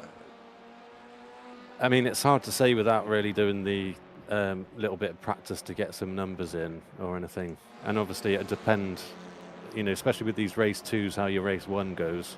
Yeah. Obviously if you're starting P1, then your race is going to look a little bit different than when you're starting P15. So yeah, if you are starting down in P15, generally I'd just like to obviously on that first lap you want to make up positions, but you don't want to do anything stupid. And generally I'm just happy sat behind somebody as long as we're not losing track or pace with the guys ahead. As soon as they, you know, you start seeing gaps of 2-3 seconds, you've got to start making moves. No, very, very true, yeah. So a very situational decision-making process. Okay, that's helpful, and probably helpful for the people watching as well. It's one of these ones where if you know that you know you've done the fuel calcs before your race, and you know, you know everyone's going to be doing a 2-stop, but if I do such and such, then I can only do 1, or you know they're doing 1 stop and I can do a no stop. Then obviously you stick to your guns and play the strategy game. But generally you're just trying to do it on the fly and just save as much fuel as possible, so you're in the pits, you know, a second, 2, 3. Less than the other guys, and taking advantage of that. No, it completely makes sense. Jay, this rabble is a huge train of cars now. It starts with Tony Walker now, because I think Jamie Wilson and Stefan have checked out, but I think there's 11 cars in this train, as some of them peel off to the pits, Jay. I think it was only a matter of time before we got a few people chancing it. Obviously in a group like this, if you feel that this is the level that you should be finishing, you will kind of want to stay in it as long as possible. That's a brilliant overtake there by Carl Hardy. Yeah. Cracks a little bit of the sausage curb there, but luckily for him, Evan Kiso is there to block De Jong from getting a good exit out of that corner, and that actually saves Carl a little bit more whilst the 2 battle behind. But yeah, it's a hell of a group of TCR at the moment. I'm excited to see how it goes. Tony Walker doing his best impression of Fernando Alonso 2023. Yeah, and Pete, talk us through this. Jaden's caught the leader already. Where's your allegiance now? Definitely not to the Colt, I'm afraid. No, that's what I was thinking when I asked. The Acolyte is bearing down on Michael Hall right now. It looks pretty smooth, that Audi, doesn't it, over the curbs? There wasn't very much car disturbance. Seems to handle them Just pretty smooth. sending a bit of grass Jaden's way there. Tactical grass sending. Weigh his car down at the front, absolutely. Now, is Jaden going sound. to now fuel save for a couple of laps, or is he No. going to attempt to Just try no. and Just no straight away. prize the lead? I from... think that little bit of gravel Mike got there is possibly his downfall. Oh yeah, and he's got the run 100%. Both choose their lanes that they're going in. Oh, Jaden nearly having a little touch and feel there, but Michael very strong lovely with from no. Michael. Cuts across. So and you are going to blocks be it. one heck of a man to get Mike round the outside, Yeah. especially for P1. A whole bunch of cars in the pits, including Evan Kiso, Stefan Goebel, Josh Taylor, Stefan Klauker's in as well. So lots going on there. There's a half a second between the leader and second place at the moment as Andrea Stefanina tries to get Jura Larkinen out of that position, round the outside. Done. Nearly. Easy as you like. Yeah, And Price is going to follow by the looks of it. maybe. Door might close. Oh no, I thought the door was going to close, but managed to keep it that way. Up and cut back. Nice. Oh, wow. Cut back. Wow. Brilliant stuff. Majestic. I mean, Pete, you don't. Sometimes you'll probably only see some of these moves on the replays, right? When you play them back, if you do. When you see them live in the moment, there's something very special about them, I think. Yeah, I'd agree. Actually, it's definitely one thing. 'Cause I do try and look back at incidents, especially ones I'm caught up with. You've got to learn from your mistakes because we all make them. Yeah. I make quite a lot of them, so I've got lots of replays to watch back. But yeah, as you say, like this, we don't know what's going to happen, so it's pretty exciting. I think Mike's going to have a pretty decent run there, but Jaden, because probably by the end of the straight, it's going to be alongside again. Yeah, Michael just wiped all of the flies off the back of his car onto the front of Jaden's car. Yeah, and this will be frustrating Jaden as well because he's not fuel saving, so you know he wants to get this move done in a way to keep extending that gap, but all the while this is amazing. They're fighting. Oh, well done, Michael Hall. Oh, but it's still going. Oh, maybe not. Villeneuve is next. Look who's in the background there. He's catching Steve. Oh, he stays in it. Ooh, two double taps just there. There was a one little tap each. The first one was solid air for sure. Yeah, there's a bit of net code there, wasn't there? Yeah, definitely. Dandridge But that's all she wrote. Mike's got to try and hold on to P2 now. Yeah. Maybe he can get back to Jaden. Maybe not. I don't know. It depends. Have they both been fully flooring it? Probably. I'm not sure. Anton Willer has got to slow down here. That done him on the brakes on the outside. Yeah, retained his position there, Michael Hall. That was a really good exchange from all three of them, to be fair. Mostly from Michael Hall and Jaden. Silas Goebel, now defending from Pascal. I think he heard us, Pete, when we were saying about him needing to be further up the field. He's up 12 places in this race. Wonder why he didn't manage that in the last one. Was it just whatever happened in that incident? Must have been.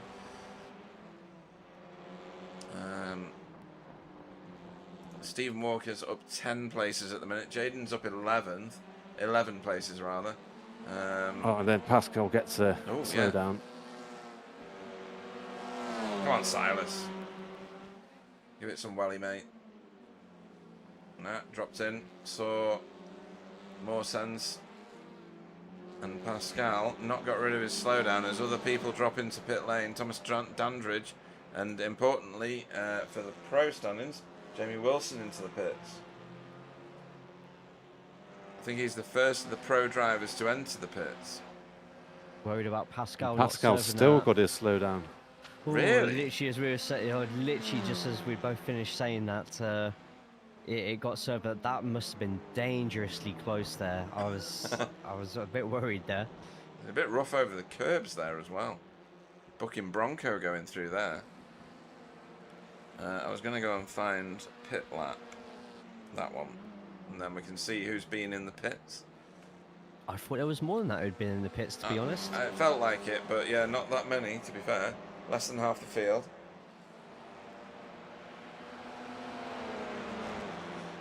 Has Jamie Wilson got an advantage? He's got a clear track. So that might work in his favour at some point. Tony Walker has got Carl Hardy with him still.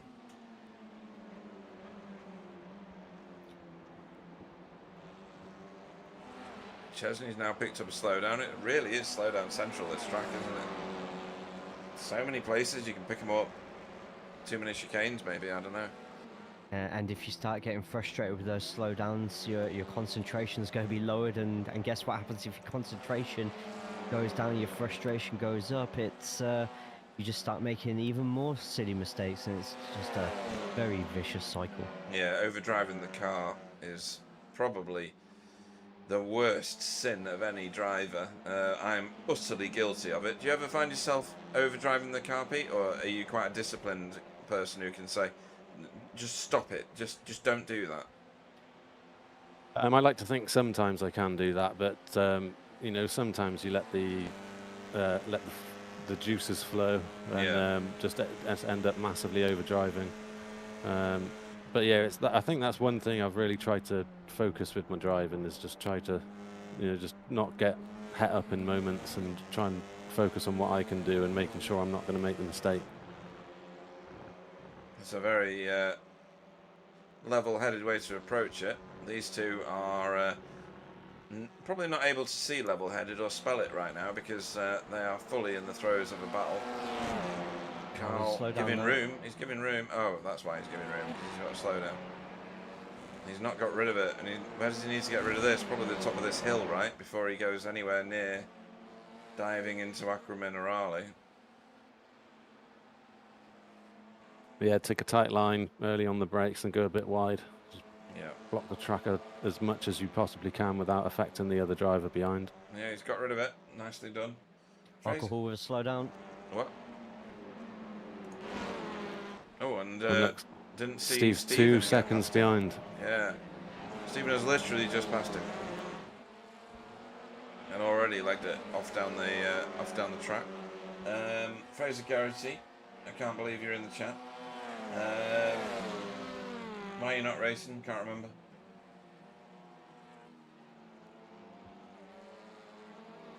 Oh! Oh my! What happened there?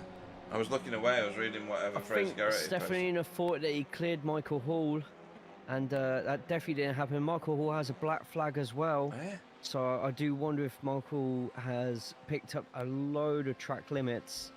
That probably would have been a 2x as well on that spin with Stefanino. So gutting for Michael Hall, and that could be big points lost there.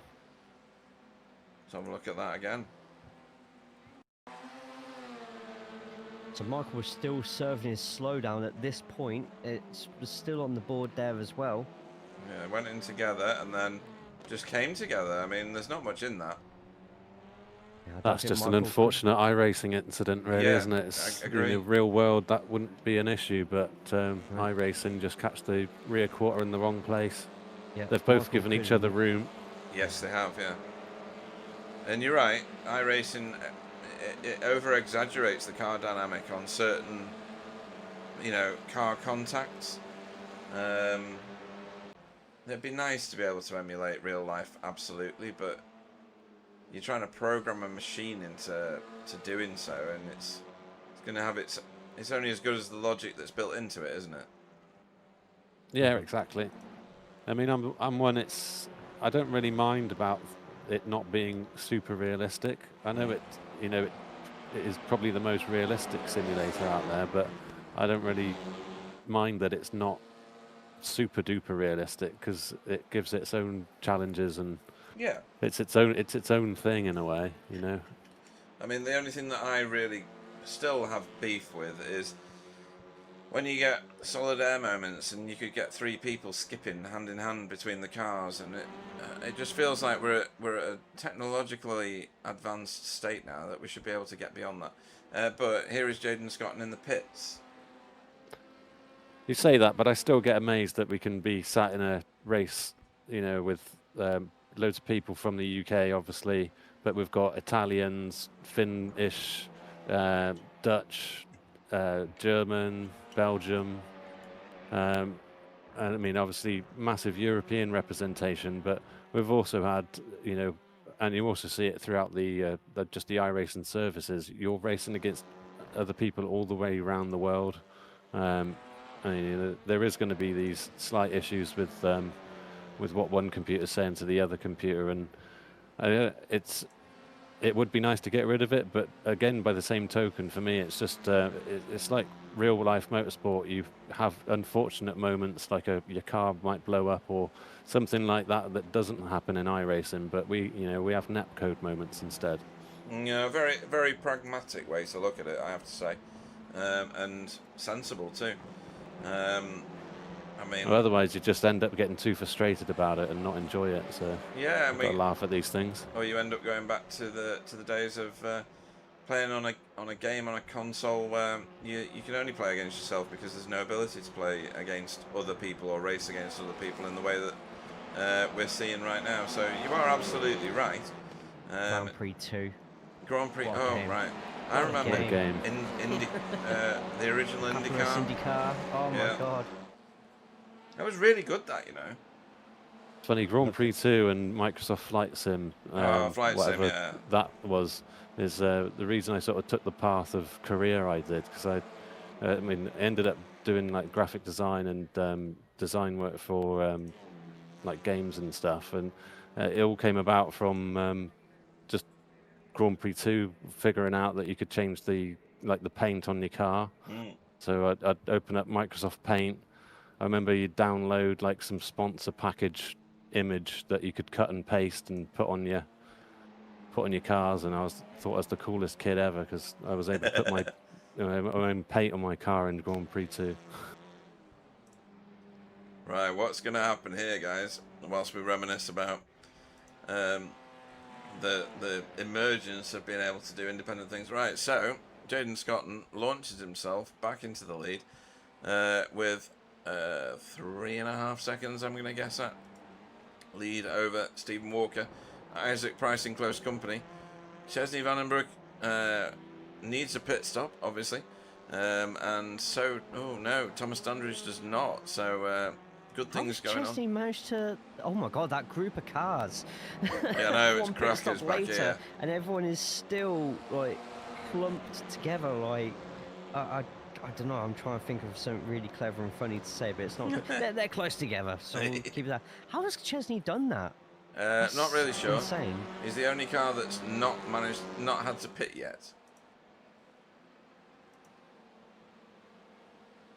Has he? Surely in next lap. Well, unless he's borrowed Pete's car for the weekend. Let's go and spare. Yeah. Right. If these two end up going too wide into this corner, it's just going to bring the rest of the field even closer. Oh, and that's a little touch. bit of a tap on Tony, but Carl backs out just in time. There was a bit of contact, but yeah.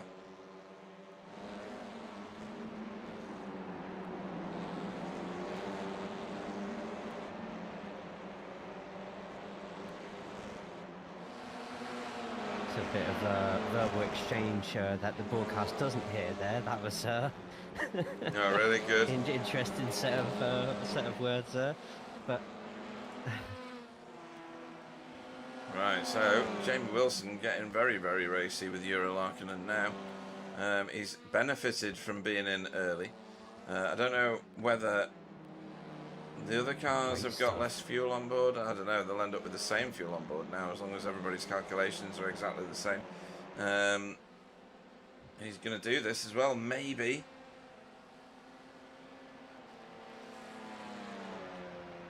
It's going to be a close one. Advantage to Euro on the inside, but this chicane is just all about how clean your line is through here. That can only have been another solid air moment. They were nowhere near one another. I'm pretty sure of that. Might have to have another look at that, but Stefanina is looking at pouncing. Oh, really? Yeah, there is now. Sorry, it's just taken ages to pop up. Right, we should see this from above-ish. I'm pretty sure there was plenty of room between these two cars. Hmm. Maybe I'm wrong. I think like we've said before, just exaggerated contact there. There was Yeah. contact there, but in real life, there would have been very little reason for the car to react by bouncing away like that. Maybe Yeah. you know, getting slightly pushed out the way, but definitely nothing really leaving the ground and throwing it upwards. But it's a tough battling at the moment. Yeah, just thinking about what Pete was saying a minute ago, and you know, I remember Daytona 500 on the Amiga 500 Plus. It was just amazing at that point in time. It was now graphically retarded, but the dynamics were actually pretty good. And I used to play it on a zip stick, for anybody that can remember what a zip stick is. Which is just a black stick with a black knob on the end and 2 buttons. That's all it was. Huh. You had First- go. first I I've heard of think I that. know what you mean. I didn't know it was called a zip stick. I'll try and get you both a picture. Give me a minute while you watch this massive train of I did have an cars. Amiga 500, so I probably had similar. Yeah, let me find this. I'm going to Google zip stick. It's back to the race quickly. It's just looking at the pit times there, and Andrea's lost, you know, at least 5-6 seconds in the pit stop, although his actual pit box time was good. So he's had some sort of issue going down the pit lane there. Yeah, he's getting crawled all over by Euro at the minute. Yeah, because he was up with Jaden and Steve and Isaac before the pits, because they'd pretty much all come together, hadn't they? So Yeah. just got to get past Thomas, and what's he got? 10 seconds back. So he's lost a He's lot. lost a lot of time, hasn't he? Coming Yeah. back. He was involved in an incident, was he not? He was. A With, couple at this part of the track actually, where yeah, he got tapped and maybe lost a couple of positions. That would be it, wouldn't it? Yeah, silly mate. I think, unless I'm getting it was at car Ravazza confused with that RDJs. he got the tap, and he had to go the whole way down the start-finish straight, slow. Or Yeah, I think it's because slower. Carl did it. I was trying to pretend it didn't happen. Yeah, Let's move on. Check your Discord DMs for what a zip stick is, won't you? A zip stick. Oh, is that what the kids are calling a zip stick these days? My God, No, that's huge. that's what they were calling it. The best part of 25 years ago. Oh, the other picture you sent me. Sorry.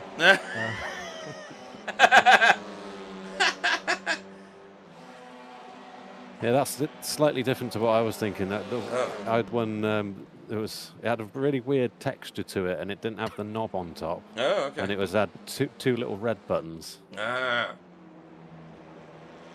Stefan Klauker, black flag. Oh. I mean, the thing with this track is it's so easy just to keep picking up 1Xs, and over the 40-minute race, if you've got yourself in a bad flow, Yeah. you know, there's a 1X there probably. Really? Just going It's slightly, that's slightly like- too wide on that corner there, and it's a big 1X. And he's gone in. Does add up, unfortunately. Yeah. Where did Michael end up? Oh, Michael's not on the track. Oh, he's out. He's quit out. Right. So, whoa, this is a gaggle. Right. 3 wide. Oh, no. Go on, do it for the Vine. Well, 4 now. 4. Oh, Carl Little Hardy. tap just Ping there. pong. Carl actually managing to get past Tony Walker as well eventually, but now finds Oh. himself in this situation where anything can happen. They're going to go too No wide way. into this corner, which means that everyone's going to get bunched up more. And if this ends up going too wide into Acromin Alley, then we're get some popcorn out. Yeah. Just a small Sort box, themselves though. out, It's not but- going to last long. Oh, Carl Hardy's got a great run. Absolutely brilliant run. RDJ saw it coming. Too wide through here. Oh no, they've put themselves No, back they're into back in single line, fold. I think. Yeah. Probably the wisest because of everything else that's happened this race on those sets of corners. That's a ridiculous amount of cars all fighting for 6th place. With less than 4 minutes left. With less... What? Oh my god, that race has gone so fast. Kiso and PVG fighting Oh, in the yeah. background there, and it looks like someone else is going to take advantage, and that someone else would be Goebel. To someone else's, because I think Josh Trosler can have a bit of this as well. Yeah, Josh doing well to keep himself within the top 15 after not the most ideal of starts. And a Wow. lot of flushing together here as well as 8th place. Oh, That's what was going that? off. Who was And that? that's Hardy off. Hardy! He's got quite a lot of damage as well. That's big damage there Yeah, on the it front is. left, isn't it? That's Meatballed monstrous. as well. Oh, Carl. What happened here then? Maybe with RDJ, I'm not sure. Looking likely. He's done some great overtakes through it. Oh, he just Oh, drifts across. just drifted over. Yeah. To be fair, it's easily done on there because Yeah. it does slightly turn left There's on a kink in the braking road. zone. Yeah. And it's not the first person I've seen caught out like that. V8's regular because they come here probably more often than TCRs do. There's a big battle going on for the lead in AMS at the moment. It's Thomas Coombs, Stephen Goebel, and Laura as AMS. well. She's keeping up with both of these. Oh, she's And- recovered this well then because she started very far down in the original quali. Sorry, go on. Yeah, and the next lap could well be the last lap. We've got probably about 8 seconds. If Jaden doesn't pass the line in those 8 seconds, then I think this should be. Hopefully, Barney's dislocating his arm on this one, waving that white flag. Couldn't see it on that one. I would probably say this is most likely the last lap of the race. So all to play for that fight for second place on the podium, as well as this battle that we've got on screen right now, as well Thomas as with the black flag. Yeah. There we go. Yep. Didn't he already have a black flag? And he served it? Or am I making that up? No, I think you're getting possibly confused with Stefan. maybe Klaus. Yeah, Stefan. that was a white flag flying. Yeah. We are very much on the last lap. Steve Walker. So Carl's Oh, sorry. potentially got away, not got away fully with the meatball flag, but he should be able to finish this race now. Yeah. I mean, he's going to be severely impaired and maybe victim to Chris and Needham, but I'm not, I think you're right. If he pitted, he'd be way worse off. Jaden Scotton clear by 1.6 seconds over Stephen Walker here. You can still see him, but he can't do anything about him. Isaac Price, race 1 winner. Having to give best to the 2 in front right now. All the action's been in this mob. And plus other cars that are now not part of the mob. Sorry, go on. The interesting thing with the pit stops there is obviously thought Jaden was wasn't fuel saving, sorry, and he wasn't with the pit box time of 11.1 seconds, but Steve had a pit box time of 9.9 and was the fastest, so he'd done the most fuel saving. But interestingly, he was 1 second longer in the pit lane. So Right. and all his gains of fuel saving was actually lost by Jaden having a really good pit lane. Really? Wow. Interesting. I know we've had some issues with... That's just taken the pressure off for this final stint for Jaden. Really has, yeah. Well done to him. Where is he? And there he goes. Wiggle, Great win wiggle. for Jaden. That is And a great win. Well done. absolutely storming first half of the feature race there from Jaden. That's literally been the difference maker from this one. Looks like Thomas Dandridge is going to end up getting the win in the Pro-Ams, just in front of Jurek and Jamie Wilson in 6th and 7th. And if we go back to 17th, there's another big battle going on as everybody else scrambling across the line. It looks like Thomas Coombe is only just going to get ahead of Goebel by less than half a second. Yeah, he's To get managing the it. winning arms. Carl Hardy stayed ahead of Chris Needham just. And yeah, Thomas Coombe over the line. Class victory. Well done.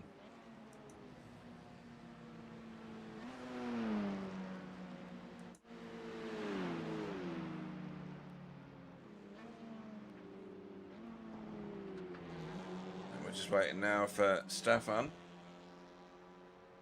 All the drivers congratulating each other on a good race as well, which I'd love to hear.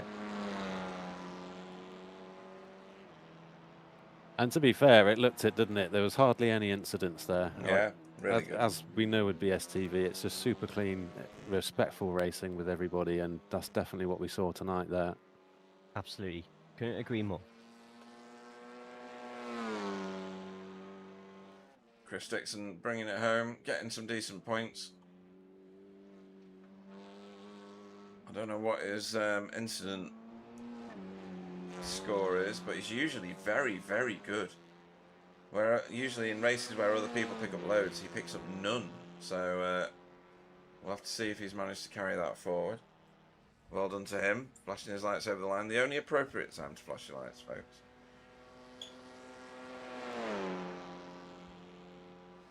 But all eyes turn to Jaden Scott and rolling into pit lane here for a great victory in the feature race.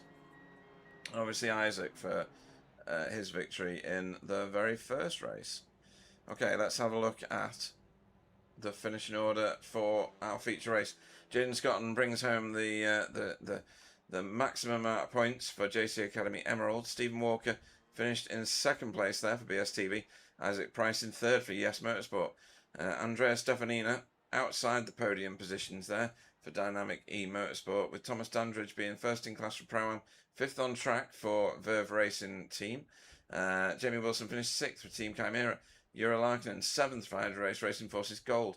Second in class, RDJ finished eighth overall for Hydro Race Racing Forces Orange. Tony Walker finished ninth for BSTV, a good points haul for him. Evan Kiso, third in class for Pro-Am and 10th on track for Sim Racing Grid, with PVG in 11th place for Result Clothing. Josh Trasler was 12th for JC Academy Sapphire, and Stefan Goebel was 13th for VTS Esports. 14th saw Nico Mayer over the line for Switch It. Carl Hardy was 15th for Result X Pure Sims after carrying a meatball all the way to the line. Surprised he didn't put it in some pastry and eat it. Chris Needham was 16th for Air Smart Racing. Thomas Coombe was your first AM class driver over the line. Congratulations to him for his class victory there in 17th overall for JC Academy Emerald. Silas Goebel was second in class, 18th on track for VTS Esports. Another solid performance from him. Probably retains his AM class lead there in the championship. Laura Meiser was third in class, 19th on track for Switch It. A good recovery from a poor qualifying for her standards. Anton Willer was 20th for Switch It Amethyst. Josh Taylor was 21st for JC Academy Ruby, and his teammate Chesney Vandenbroek was just behind him on track in 22nd. Thomas Asboth was 23rd for Spin and Toe Motorsport. Stefan Klauke was 24th for Hydro Race Racing Forces Gold, with Chris Dixon 25th. Will work out by result. Michael Hall was classified 26th for Result X Pure Sims. Pascal Vieschen was 27th for Switch It, and Jack Brown did not race. Some great overtaking in that round, Pete. Some round the outside, particularly in the form of Andrea Stefanina at Toza Hairpin. I definitely saw two trailer park girls. Did you? And, yeah, and they went round the outside. Oh yeah, of course, the song. Oh dear. I got caught out with that one. I should have been on board with that. I should have been on board with that. Absolutely. Okay. And Jay, any standout moments for you? Anything that really resonates, that rings a bell? Oh, I think Jaden's push in that first half of the race was just absolutely incredible to watch. He needed that, I think, in this championship this season. And I think if he comes into the booth tonight, that will definitely be a very positive talking point for him. It was great to watch. Yeah, we often get to see some little bits of magic like that, usually from people like Pete Newman, funnily enough, hauling their way through. You're just saying that because I'm here, but thank you. I am, yeah, but you know, if you just roll with it, it works out better. Right, let me find a camera that works. Why is this not working? Why am I? Oh, because it's not wound back to the right point. Oh, it's because I'm now gridding. I'm going back to the gridding of the warm-up session. What an idiot.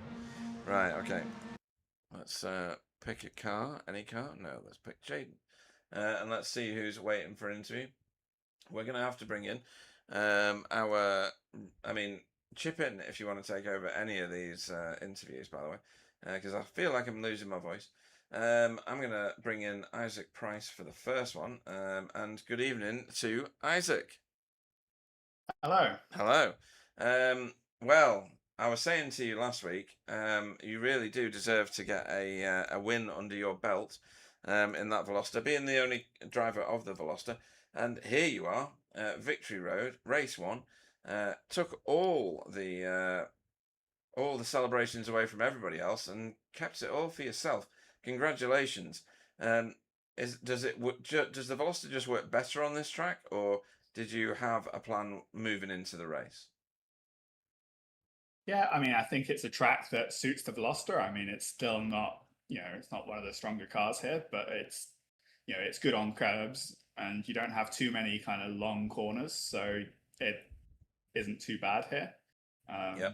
Yeah, the delta between the cars was definitely much less. So I knew I would have like half a chance, but I thought once I didn't get the pole, it was going to be hard to get the win.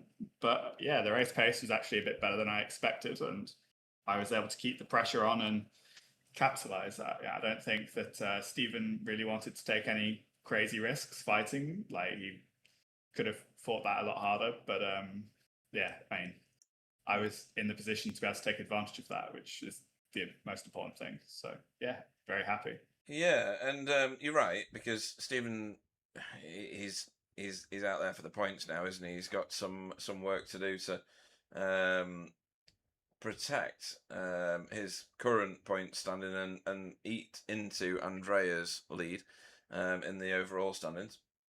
But other than that, we saw some fantastic overtaking from you, particularly in the second race. You had to, elbows out your way through a lot of that, and ended up in 3rd place overall. So you got yourself another podium in the second race.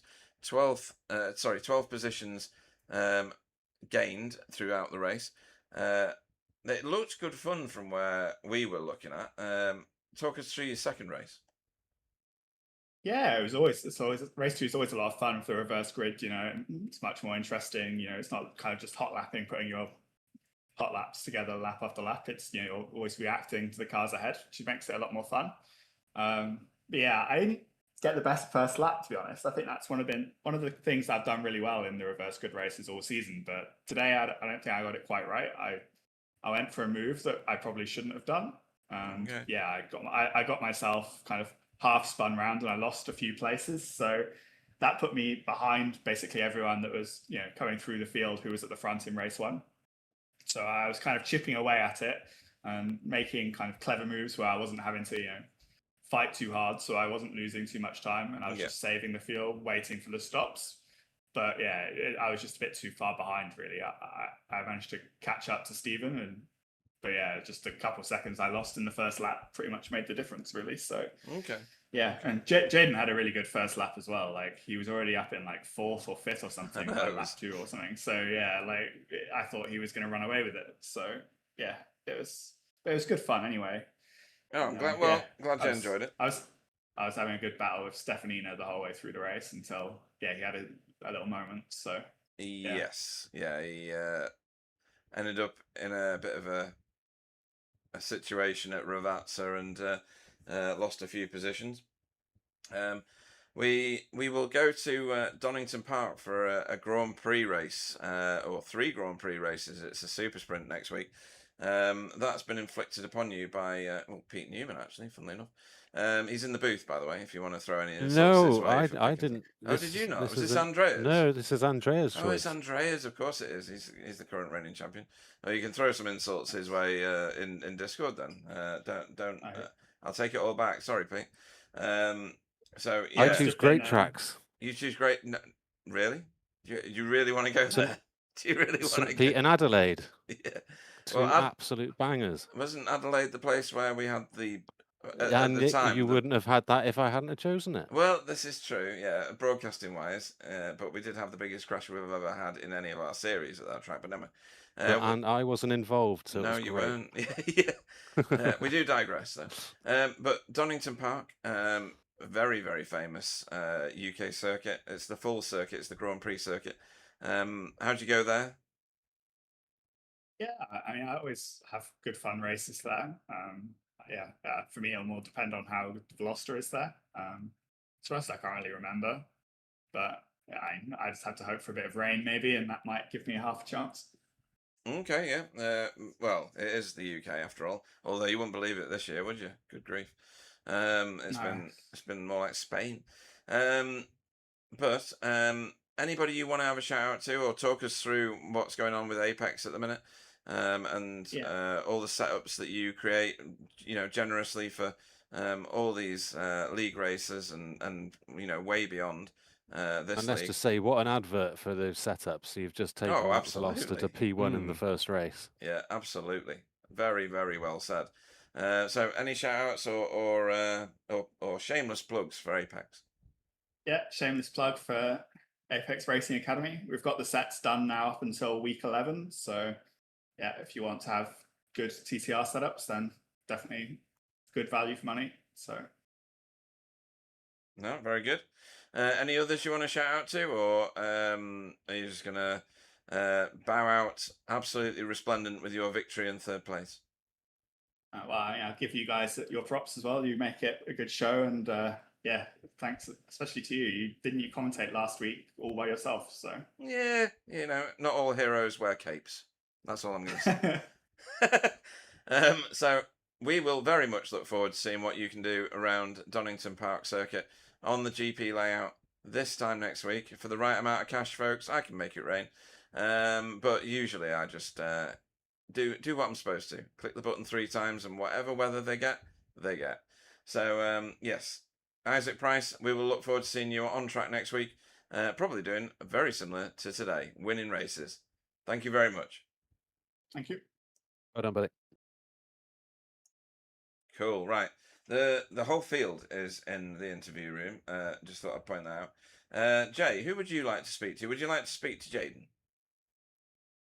Yeah, sure, why not? Excellent stuff. Excellent stuff. So into the booth, I shall bring Jaden Scotton. I'll put the camera on him. Over to you, Jay. Welcome to the booth, Jaden, the Roadrunner, Scotland, after an absolutely rip-roaring feature race. But we will make a start on, first of all, pretty decent qualifying, 4th place, Heat 1, finished in 4th as well. It seemed like it was a first race just full of the top 4, just waiting for somebody else to make a mistake somewhere. But you seem to be at the back of that group of 4. How was it being in that position? Was it just a bit of a frustrating race, or was you just planning for a explosive feature race for today? I was a bit frustrated. Mainly with myself, I think, mostly for qualifying rather than the race, because there wasn't much I could do in race 1. Like, there's only one real move. I didn't open much up. I tried my best race 1, but they're quite quick. They're quite quick guys, unfortunately. But then I think here I had the pace to possibly put it on pole, but I couldn't quite string laps together. Made some mistakes. Sort of gifted Steven the pole. I gave him slipstream on his final run. Not on purpose, but it happened nonetheless. But yeah, I sort of just sat back and watched the race 1. Wasn't too much I could do. That's fair enough. But race 2, what? Because I've definitely not paid for it. What did you put in your fuel tank? Because you just seem to look at people and they would either make mistakes, or you would just make the move and there'd be a little bit of a fight every now and then, but ultimately you'd go through and take the position. Was this something you anticipated at the start of the race, or did it take a couple of overtakes before you thought, right, I need to You go can't for this? anticipate a spiritual awakening. I mean, let's be honest, those first few laps, Spiritual awakening. that was Oh, round of like, applause. Where's the goose? Yeah, The goose has got to be around here somewhere, right? That was fucking brilliant. Pete, you're Oh, about to sit bleep on me. it. Oh, no. Bleep me. There we go. Oh, that was a goose. That was a goose. That was a bleep. Right, okay, that's fine. There we go. We've done it now. It's fine. But yeah, Jaden, a fantastic second race. Yeah, the question I asked before. Yeah, I just spent a few months in the mountains of Bhutan and came back a better driver. I better than the learned mountains in France then. the spiritual power. And now I pass people with my epic mind powers. Wow. Are you teaching at all, or is it just one of those where it can't be taught? You just born with it. You got to get the plane tickets. You got to go do it yourself if you want it. If you're After, strong and will after enough. everything I've done, but no, honestly, it was absolutely amazing. All three of us were just like, every now and then we were talking about a different part of the grid and just like, oh, Jaden's done another one. Oh, another one for Jaden. Oh, he's got someone in front of him. Probably take 2 laps. Half a lap later, you've already done it. So, no, it looked like an absolutely epic burn through everybody else there. When you went in a bit earlier than the other front runners for your pit stop, did you have any worries that maybe you'd pushed a bit too soon, or did you always have the confidence that you'd timed everything just right? Well, my goal of race 2 was, having the advantage of the grid slot on the rest of the very quick pros is just get forward.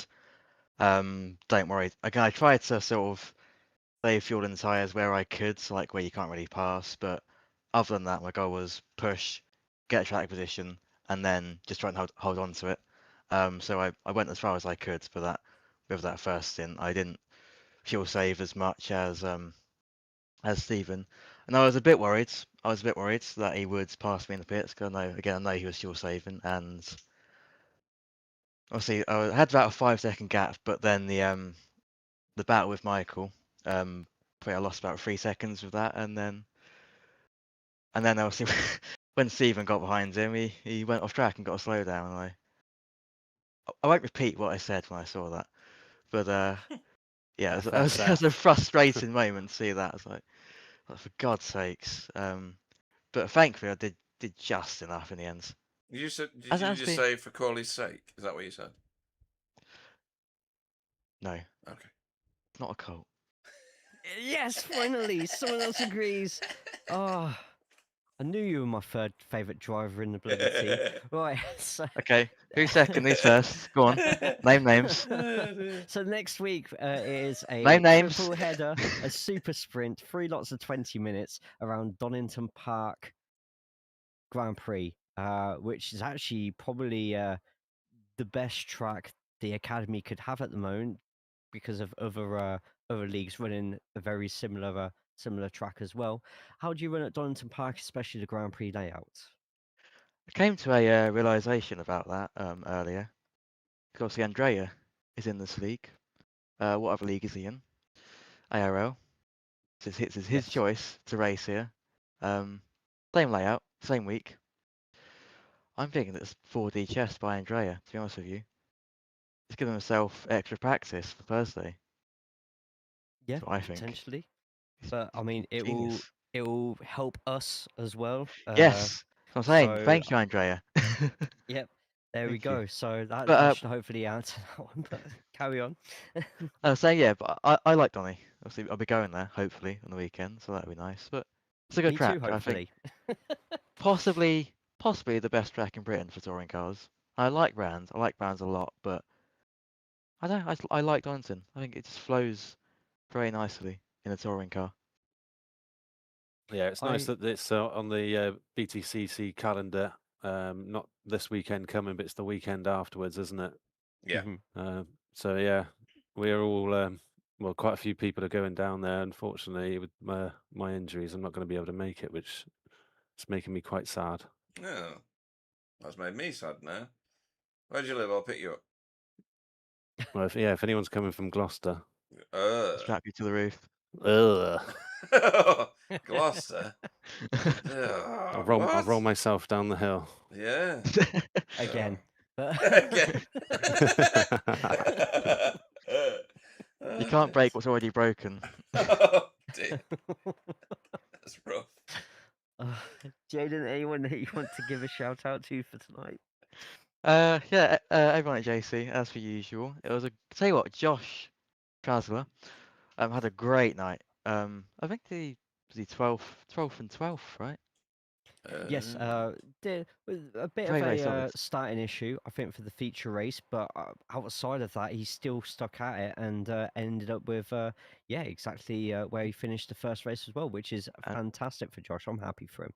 yeah, and also I thought it was very again from my experience, very clean, solid racing site all round. So I didn't see any like horrendous driving on my end. So it was all very, very fun to race night. So shout out to the field. Fantastic. Brilliant stuff. Well, we'll let you crack on with some Donington practice for all the races that you're going to be doing next week. We're going to be so sick of that track by next Sunday. But yes, thank you for joining us in the booth, Jaden, and brilliant feature race win there as well. Ladies and gentlemen, your feature race winner for tonight, Jaden Scotland. I always like it when the people that win say, "I didn't see any, bad overtakes or bad car behaviour." That's because it was behind them. They're not going to see anything, are they? I was going to say, but then I was like, I can't make that ego any bigger. Steal it away, yeah, or just fuel those flames. Right, Pete, have a think about who you want to interview. I'm going to drag Mr. Stephen Lucky Wookie Walker in a second. But if you want to interview someone, give me a shout. Or if you just want to chip in. I can't interview anybody. You can't interview anybody. Excellent. No, I just chip in at the moment. Excellent. Right, you keep chipping in. You keep chipping in. I'm an am in the booth. Let's be honest. I don't know. Pro-am. Let's go pro-am. And leave the am to me. Right, okay. So, who won what? Thomas Dandridge. Oh, Mr. Bingham, I've just seen something in the Discord. Apparently, we were saying about Josh Trasler's start. Yeah. I've just seen in the Discord. Sorry for nearly committing a serious crash turn 1 in race 2. The EA app popped up in the middle of my screen around the braking point. Oh my god. So that's somebody playing too much Battlefield or whatever it is. Yeah. Escape from Tarkov. Yeah, Escape from Tarkov, disgusting innit? Yeah. games. Oh. First person shooters. Players, isn't it? Yeah, Ugh. totally right.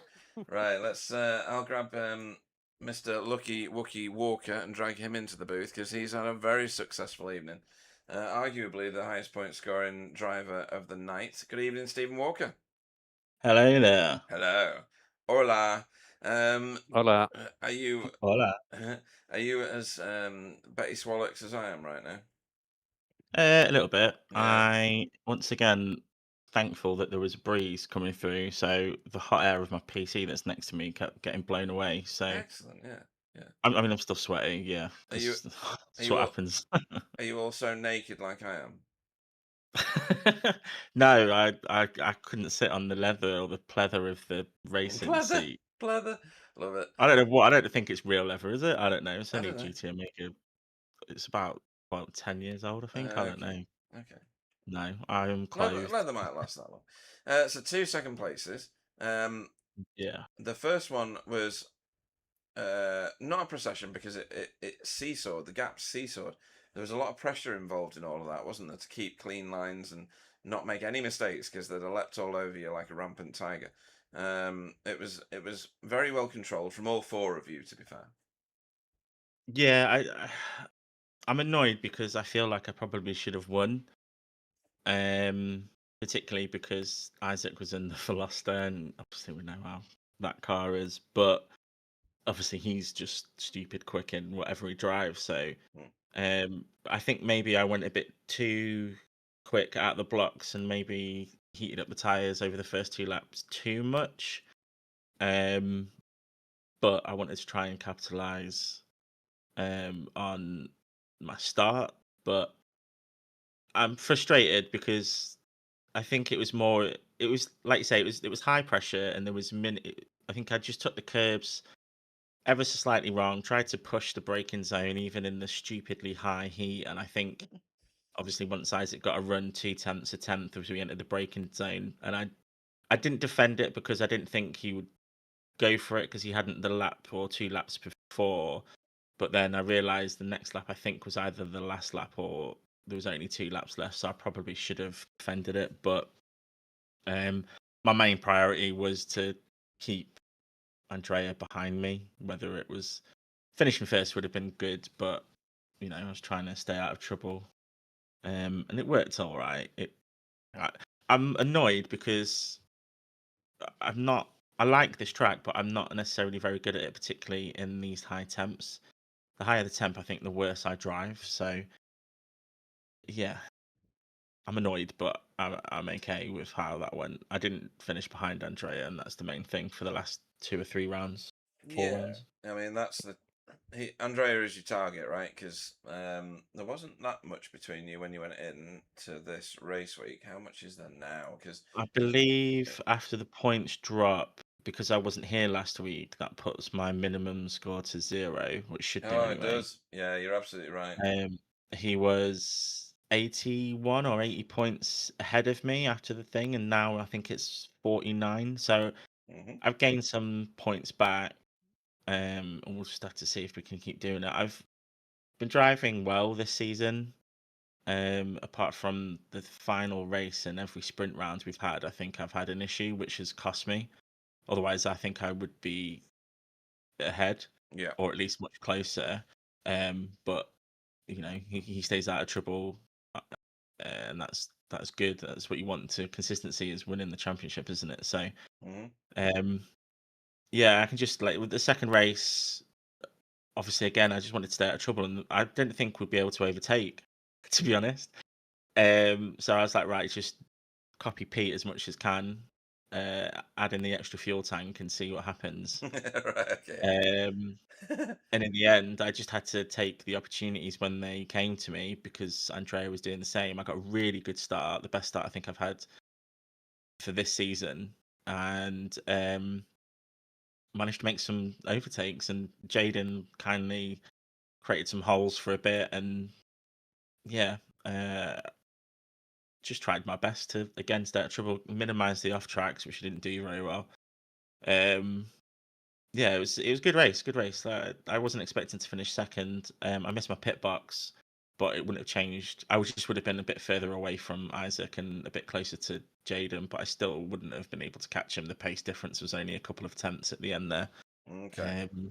So yeah, I feel like I maximised race 2 as much as I could, particularly starting 14th. And the nature of this track and everyone that's in front, everyone likes to fight, and which is good because that's why we race. I don't race for people to pull over. So that was cool, but I'm still a bit frustrated with how I drove in race 1. I think I was over driving maybe, and if I'd just settled in and managed to get on a bit earlier and had a bit more rhythm, it would have been a different story. But Isaac's super fast, and he's handicapped himself by going in that car.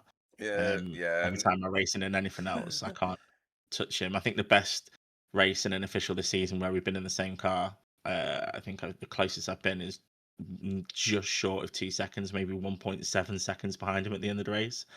So, like I said, I'm getting better, but so is everyone else. Yeah, true. And Pete, you've got a new name now. You're called Two Tanks Newman. Yeah. Nice. After last season, when I'm like, oh, he saved the fuel, he saved 1 lap. Oh no, he saved 2 laps. Hang on, he saved 3 extra laps of fuel. What the hell is he doing? Oh, I've read this out of your book. Well, no, I do it, but not as good as you, especially in that Honda. I don't know what you were doing, but Well, I think it's. I don't think I've been able to do it with the likes of Spencer, obviously Wobbly.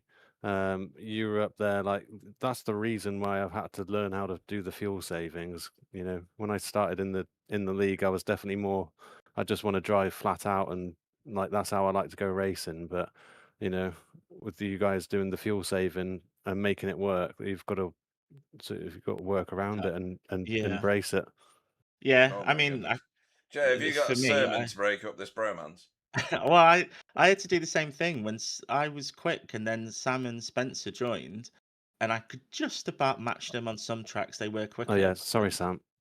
What they were doing, what they were doing was the strategy, and I didn't have that. So yeah, like you, I've had to learn that. So And I don't know about you, but doing that as well has definitely made me a better driver overall because I've learned things from doing that, and you learn actually I don't have to push as much there in yeah, that corner, and I'm actually going faster through it. So yeah, yeah, it's sort of just helping again, just refine that driving technique, and it's I think good skills to have now.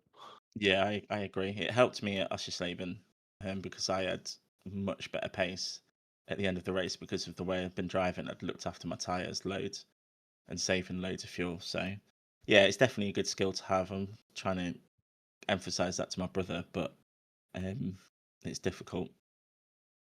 It's like me with Carl, to be honest. In one ear, straight out the other. Pete, do you want us just step out for a second? We'll just leave you Yeah, to yeah. it. Yeah. Perfect. Welcome It's the to Stephen Pete the podcast. welcome to the Walker and Newman podcast. We may be here a while. Yeah, sorry, I'll shut up now. But No. It's all good stuff. It's I don't know. It's rare to get a conversation with two people who've won the series multiple times. You know, talking about these sort of things. So that's why I was like letting you go, as it were. You know that it's good conversation. Even if your own brother's absolutely ripping it out of you at the minute on the chat, Stephen. But we'll leave that alone, shall we? Next time we go to your favourite track on planet Earth, Donington. yeah, I quite like that. I thought it was the national track, but it's the GP, isn't it? Yeah, I got it wrong. I have to. Yeah, 'cause I'll hold my hands up. Yeah. I was sat here thinking, oh, Andrea's in the Honda. It's a Honda track. He's gonna just run away with it. And then I think Jamie said in the chat, "Oh, it's the It's an Audi track GP now. one," and I was like, Yeah. "Oh, okay." I still think it'll be fairly well matched, and obviously he's just. To be fair, when you get to the speed that him and Isaac do, it's almost negligible as to what car you're in. Yeah. Sometimes, some tracks it is quite obvious. To be fair, having said that, particularly this season, but previously it wasn't. So, yeah, hopefully it'll be a good round. Like I say, the only thing I need to do is just focus on finishing ahead of Andrea. Okay. No, that's good. Well, anybody you want to shout out to? Obviously, Pete Newman. After you've written your Valentine's card out and things like that. It's in the post. It's in the post. Yeah, same babe. Anybody you want to shout out to or thank for your multiple second places tonight? Yeah, obviously you guys for putting on the show, and again, I say this every week, making sure we can watch it back and have a laugh at the hilarious things that you and Jay. And this week, Two Tanks Newman have showed up and added to the wonderful commentary. I know it takes a lot of time from everyone to organise it, and it's really appreciated. My brother, it'll probably be Mardy, but he did actually have some good results. We both just like to be better.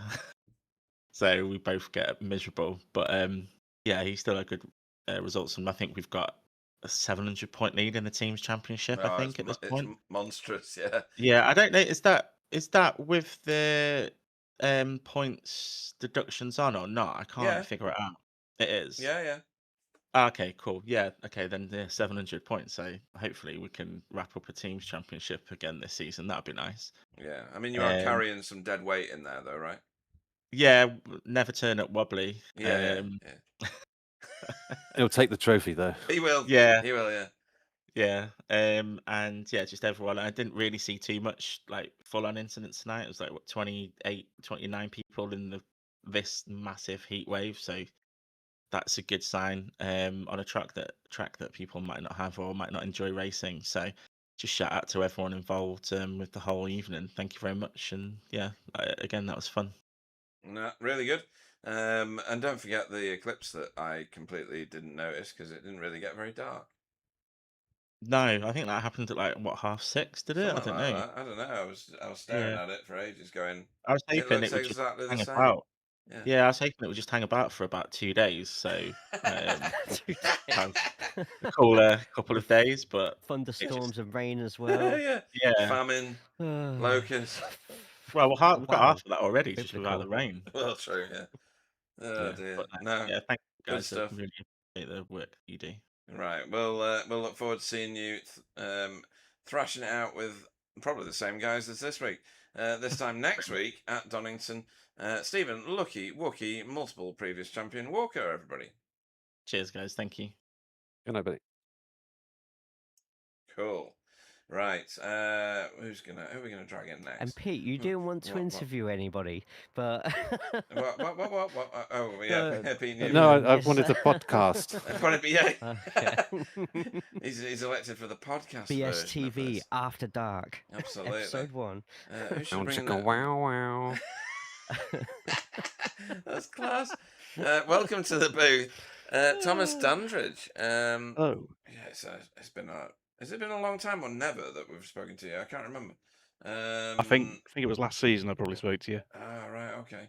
So tonight though, oh crikey, what's happened to my broadcast over here? As in, I usually try. Tell me where you finished, because my screens have just Excellent reset. pro-am win in It the was, second yeah. race. Yeah. What happened? What did you do in the first one though? I'm trying to find it now. 14th place. 14th. I knew that. Didn't really. I was trying to find it in the broadcast. So what do you put down your excellent turn of speed in the second race to? I'm not really too sure because I haven't actually managed to get too much practice this week, so I wasn't expecting anything too good. I think I just stuck on the back of Michael Hall at the start, followed him, and when I saw Jaden, Andrea, and stuff coming through, I thought I'd go for the pits and try and lose a little time of them getting past me. Mm-hmm. Okay. And it sort of worked out. Yeah. I think they're all battling behind me, to be fair. Well, that worked out very, very well. Is this a track that you normally get on well with? Because it's been, I mean, it's a strong finish in both, really, isn't it? I suppose, because you got second in class in the first race, top of the class in the second race, good points haul for the series. Where have you ended up in Pro-Am?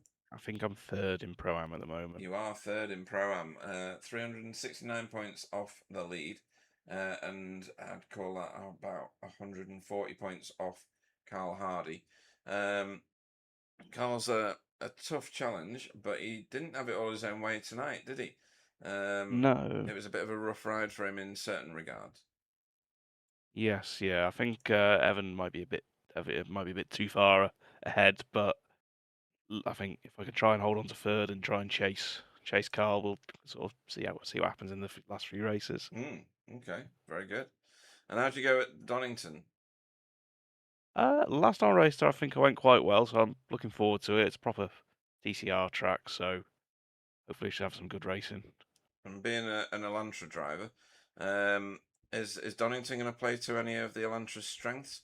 There's some long straights in it. It's the GP circuit, so you get that extra bit with the ever annoying hairpin and the horrible uphill exit to that hairpin. But do you think that there's some advantage that you can get out of that Elantra in that world? I think maybe the chicane sort of running down on the GP loop, the Elantra should be quite good through there, but I think the final hairpin might be a bit of a struggle for it. Okay. But hopefully it sort of evens out around the lap and I get a decent amount of practice. Hopefully it goes quite well. No, I mean that should work out nicely for you. Anybody you want to have a shout out to before we let you go? Well, probably thank you to Jamie and Yara for battling behind me and giving me enough of a time to escape in that last race. Yeah, I mean you gotta pay the workers when they do a good job, don't you? Yes, yeah. Get your slaves well appointed. Yeah. Every time I saw him changing places, it was good news for me. Yeah, happy days. Keep it up, boys. No, very, very good shout outs and very well said. And we'll see you this time next week at Donington. Thomas Standridge. Yep. See you next week. Thank you. Well done, buddy. Thank you. Cool. Right. So, will Michael Hall want an interview, do you think? If he's in there, drag him in. Drag him in. So, welcome to the booth, Michael Hall. Oh, wow. Hello. So enthusiastic. I mean, I was just listening to all the moaning in the other, in the other chat. Okay. Oh, spill the tea. Yeah, let's have it. Come on. Something to do with a cult, I think. I'm not sure. Oh, it's not a cult. Oh, look at that. Oh dear, it might be official. We're not sure yet. Gotta quit soon. So, you joined the overall session quite late, didn't you? Yeah, there was a minute and 30 seconds to go, I think. Yeah. So, not a lot of practice. No, you did put in a bit of a lap, is the way I'm going to describe it. In the first race, you hauled your Audi. Is it an Audi? Yeah, your Audi. Yep. All the way up to, I'm going to have to guess. Oh no, obviously I don't have to guess because you got the pole. 15th. Yeah, there we go. I was gonna be wild then and say 16th, but no, you got 15th. A great move through the field, very calm, very calculated. and there was no dramas in any of that.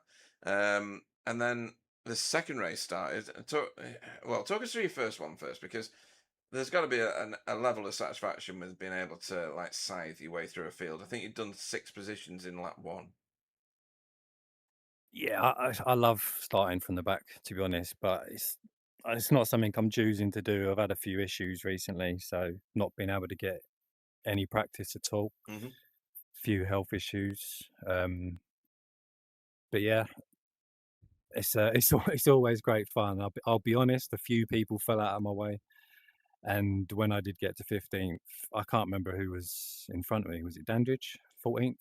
It was Thomas Dandridge, yeah. Yeah, I couldn't catch him, so I knew, even though I'd start the second race first, that it was going to be pretty tough. And yeah, I couldn't break away from him at all in the second race. Right. Okay. And what happened in the second race exactly? There was there was an incident, and then you reset to the pits, I think, and then that was it. Well, I was running out of incident points. I battled Jaden pretty hard. I didn't want to, because I knew he's probably going to beat me anyway, but it's for first place. I'm not going to let him drive around the outside of me. Absolutely not. Absolutely not. But yeah, then I was running out of incident points, and I threw myself off the road as Steve got behind me with a slowdown. I was just clearing the slowdown into the second last corner, and Andrea squeezed down the inside, and I knew he wasn't going to leave me room. So even after the apex, I tapped the brake again, thinking that maybe would give him enough, but he kept coming over. So that gave me a drive through. Right. I got the drive through. I went round again. I pitted, but then because I jumped out to look at the replay while I was fueling the car, when I jumped back in, it started changing the tires as well. So I was like, hey. yeah, that's it. That's me done. So game over. Yeah, I'll go and get some rest after that. Yeah, because we're used to seeing you, joining sessions quite late. Not everybody can make the whole of the practice, and not everybody's got a real life schedule that can accommodate the races. No. But the very fact that you turn up at all is, well, for us it's brilliant. Please don't stop if you can afford not to, for whatever. Yeah. Oh, definitely not. I'll be doing more than I have been recently. I had a stroke a month ago, so. Oh wow. Okay. Yeah. Right. Okay. Yeah. That's. Yeah, exactly. That's what I thought. I was only 39 as well, so 39. it's not great. Right. Okay. But yeah, so it's been quite hard recently, and obviously just haven't felt great. I didn't even have the strength to push the brake pedal a couple of weeks ago, so then I've changed all the settings, and everything just feels really off at the moment. But hopefully, feeling a lot better now, so get back into it. Hopefully, anyway. I don't want to go into the details necessarily, but was it classed as a minor? Yeah, it was. Yeah. Okay. Yeah. Right. Okay. Because funnily enough, age 39, I went into the doctors, and I sat in front of my doctor and I said, I've got this lump on my palm, because I do climbing, and it's something that naturally develops, and they can cut it out and everything. It's benign. It's nothing. And she said, is that everything? After she'd explained that to me, and I said, no, I've been passing blood for a week. And she said, why was that not the first thing that you led with when you came into this room? And then took my blood pressure, and her eyeballs nearly popped out of her skull, and off I went to A&E after that. And yeah, in the nurse's words, I was probably days away from a stroke or a heart attack. So whilst I've not actually had one, I can appreciate the environment in which you are, or you've been existing for a while, probably. So yeah, it's not ideal. full recovery required, but I suspect, if what I was told at the time is true, it's going to take a little while and a lot of patience. Yeah, definitely will. Yeah. If you want to feel even more sorry for me, on Saturday someone crashed into me on my motorbike as well. So. Oh, you are joking. Have you been stood too near to Two Tanks Newman? Yeah, probably. I spent too many years near Newman, I think. Oh dear. Blimey, Christ. it's been a great month, but If Well, the anybody's thing is, I'm all right. I heard So- the news about your stroke, obviously, while I was on holiday, and I was like, I just got to try and one better you up here, but I Yeah. definitely failed there. But I give it a Free good yourself shot. off a mountain instead. if anybody's got any Jeez. children or even family members that they care about, and they've got bikes of any sort, whether that be a motorbike or a scooter or a push bike, don't go anywhere near any of the Result X Pure Sims people right now. I've just cancelled my test now. Thanks. Excellent. Yeah. Been Yeah. that. Yeah. Yeah, scrap that, mate. Scrap that. Well, very sorry to hear all the unfortunates that No, it's all have good. befallen you. But Still here. yeah, So it's only a bike as well at the end of the Yeah. day. So and we're still here for you as a community and as entertainment, if that's what you call my ridiculous rambling. Yeah, we hope that you continue to come back week after week. Speaking of which, Donington next week. The Audis should do well there, I think. Lots of straight lines. yeah, I think so. Mhm. Yeah, hopefully. I'm looking to try and actually do a bit more practice this week. So Okay. try and get near Carl Hardy, who is possessed at the moment. I don't know Yeah. what's gone on with him. I don't like fast Carl Hardy. I just like fat Carl Hardy. But All right. Okay. Well, if he is possessed, then Jay, know anybody that can do an exorcism? the cult can get involved somehow. I'm He's sure. left. Excellent. We've done it. We've done it, Pete. We've finally driven him out. Yeah. Classic. Oh dear. But no, Donington. Are you hoping for good things there? Yeah, hopefully. I think the car will be quick. Mhm. I'm not sure I'll be quite right up the top, but if I can get to where I usually am around the top 10ish, I'll be quite happy. So Good. Okay. And Pete, any advice for Michael? Stay away from incidents. I don't know. That's pretty basic. No advice. It's just admiration for obviously what you've gone through, and yeah, keep being you, mate. cheers, mate. I'm welling up. I am absolutely welling up. Under pressure here.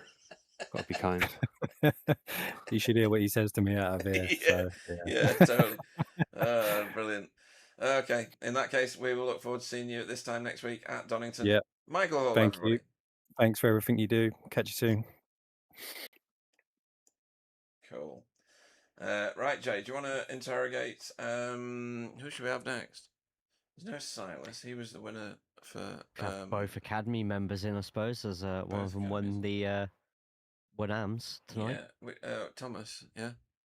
Sure. Yeah, let's have Thomas, and then we might as well bring in a cat as well, because meow. It wouldn't be the same without all of the family pets. Did I say that out loud? I don't know. Jesus Christ. Jay, it's over to you to try and tame whatever we've just brought into this room. Yeah, where do I begin with after the last couple of interviews in here? But welcome in Thomas and Chesney as well. Chesney, how much do you love this track? Minus 9.999999999. Is that out of 1,000? Or I've that one out of speaking 5. German. I won't even give my cat this track, so. Okay, fair enough. But I'll tell you what, starting 24th in after the qualifying, finishing 24th, and then race number 2, P22. So technically, you didn't lose any places. So you didn't actually hate this track that much, did you? I was top 5 for one map. Yeah, I still hate that track. I just I started experimenting, like what can I do, especially to save fuel. But yes.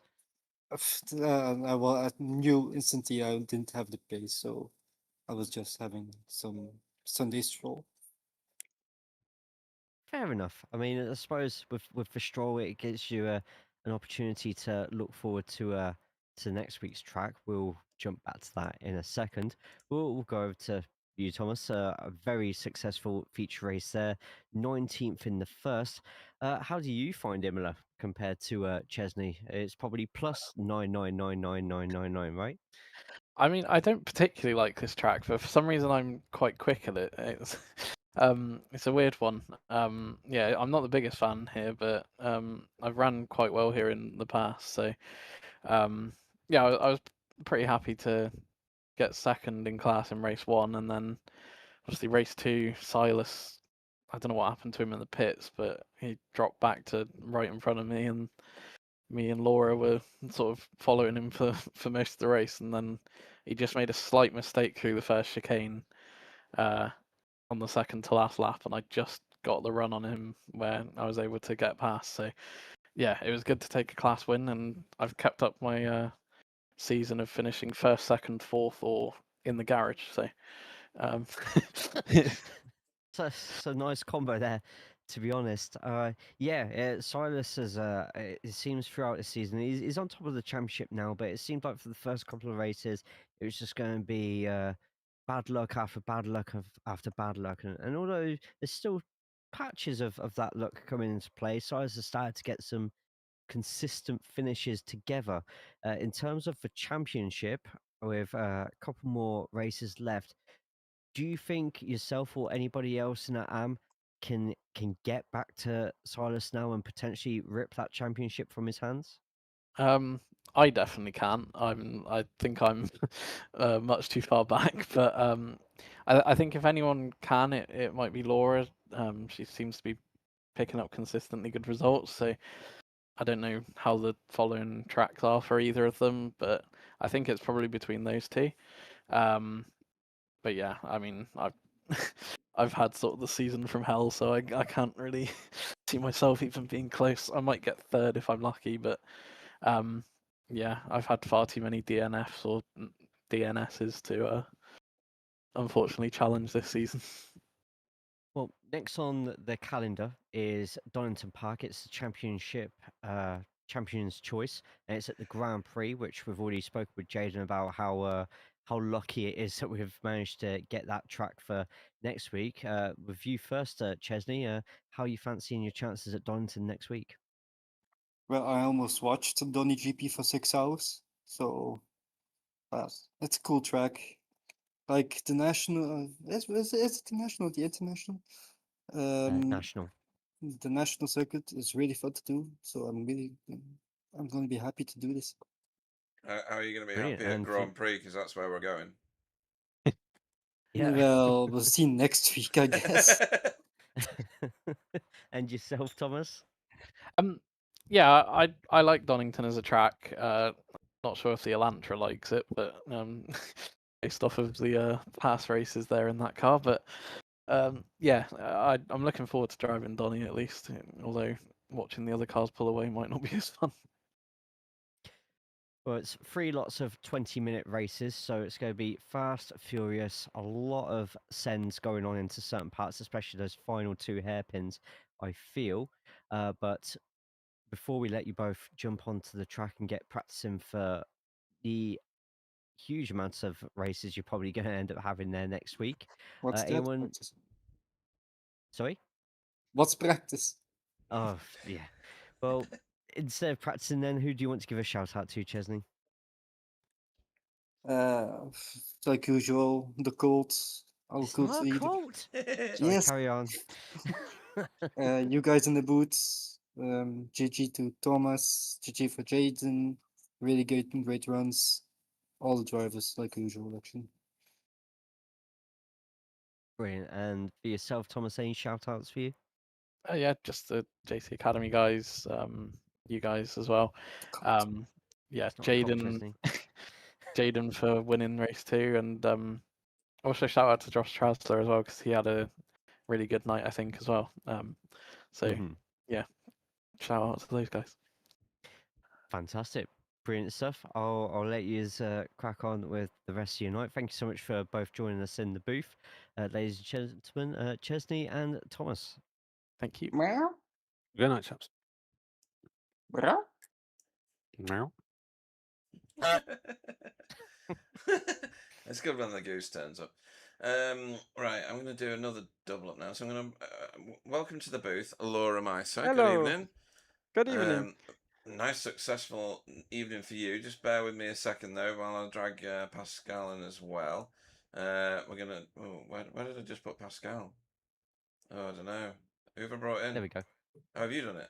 Where did he go now? No, you did it. You've now brought in Jamie I brought in as well. Jamie. 2 minutes, Jamie. I'll just put you back. All right, it's fine. This is normal. Situation normal. Right, where's he gone? Oh yeah, he's gone now. Right, it's fine. Chaos over. I think. I don't know. Until next time. Laura first. Fantastic evening's racing from you. Let me find you on the track. Where you on the track? I don't know. There. You're already on it. Okay. Where did you finish? You're 4th in class in the first race, I think. With 3rd in class in the second. Is that right? I think that's right. I was, at least in the second race, I was directly behind Zila, so I think it was 3rd in class. Yeah, because right towards the end, we had Thomas. Thomas. Yeah, Thomas overtook Silas right at the end, or close to the end. Yeah, so very solid point scoring week for you. What does that do to your class actually? I'm just gonna have a quick... The gap to Silas got bigger because like in the first race I was like 4 positions behind him, and in the second race I was right behind him, but I got like less incident points, so I didn't lose. I think I lost like 6 points or something. I'm just gonna go and find out actually. If I click that, it'll show me the points as they were. You were 46 points behind. You're now 61 points behind. So many points still. Okay, yeah. Yeah. So still very much within reach. Mika, who wasn't here, your gap to Mika has obviously become like massive now. But Mika hasn't moved. So Christian, I don't think is racing with us now. Odie Payne wasn't racing either tonight. And then there's Chesney, who had some, a good pair of races, but not enough to affect any kind of damage to where you are, which is 2nd in your class. It's proving to be a very strong season for you. Yeah, I think so too. And right now we're getting like into the ins Eingemachte. I don't know the English word. Right, anybody good at German? Right, anybody?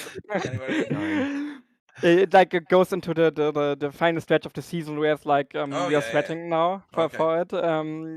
Because at the beginning I was like, yeah, haha, hee hee, we are doing some fun races and stuff, and now it's like, oh yeah, I need to be behind.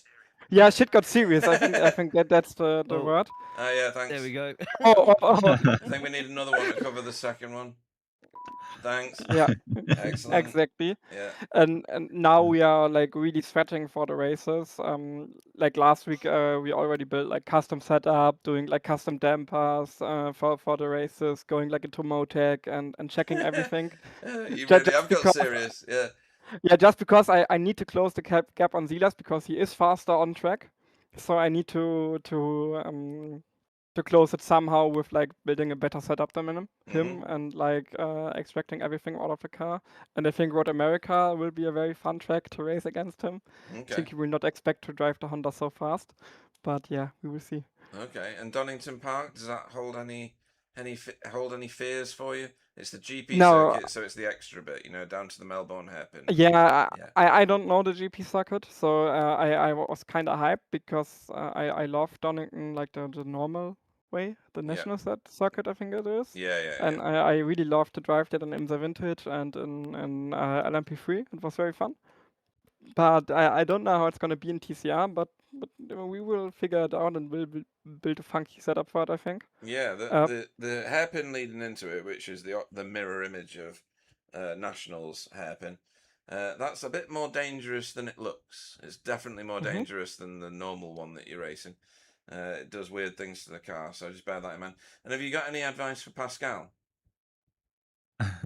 My advice to Pascal would be to I'm glad he started laughing, I have to say. But carry on. My advice for Pascal is to move into a different apartment so he can race after 10 p.m. Yeah. If you turn your speakers up now, I'll shout, "Tough shit!" to your neighbours above you. Or is it? Oh, thanks. Or is it below you? I can't remember. Oh, my neighbors are right below me. Below you, right? Okay. The rig is like looming over their bed. So okay, well, me, the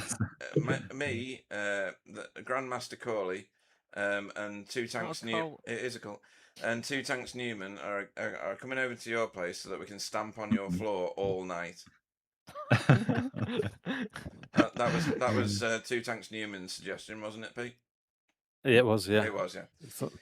So we're going to fight back. Power to the people. Kind of got 2 working legs. yeah, just club your stick on the floor, mate. Club your stick on the floor. It's fine. So, yeah, Pascal, race 1, you made your way through the field somewhat, didn't you? Did I? Yeah, I don't know. I missed the quali. I was on for a top 3 starting position actually.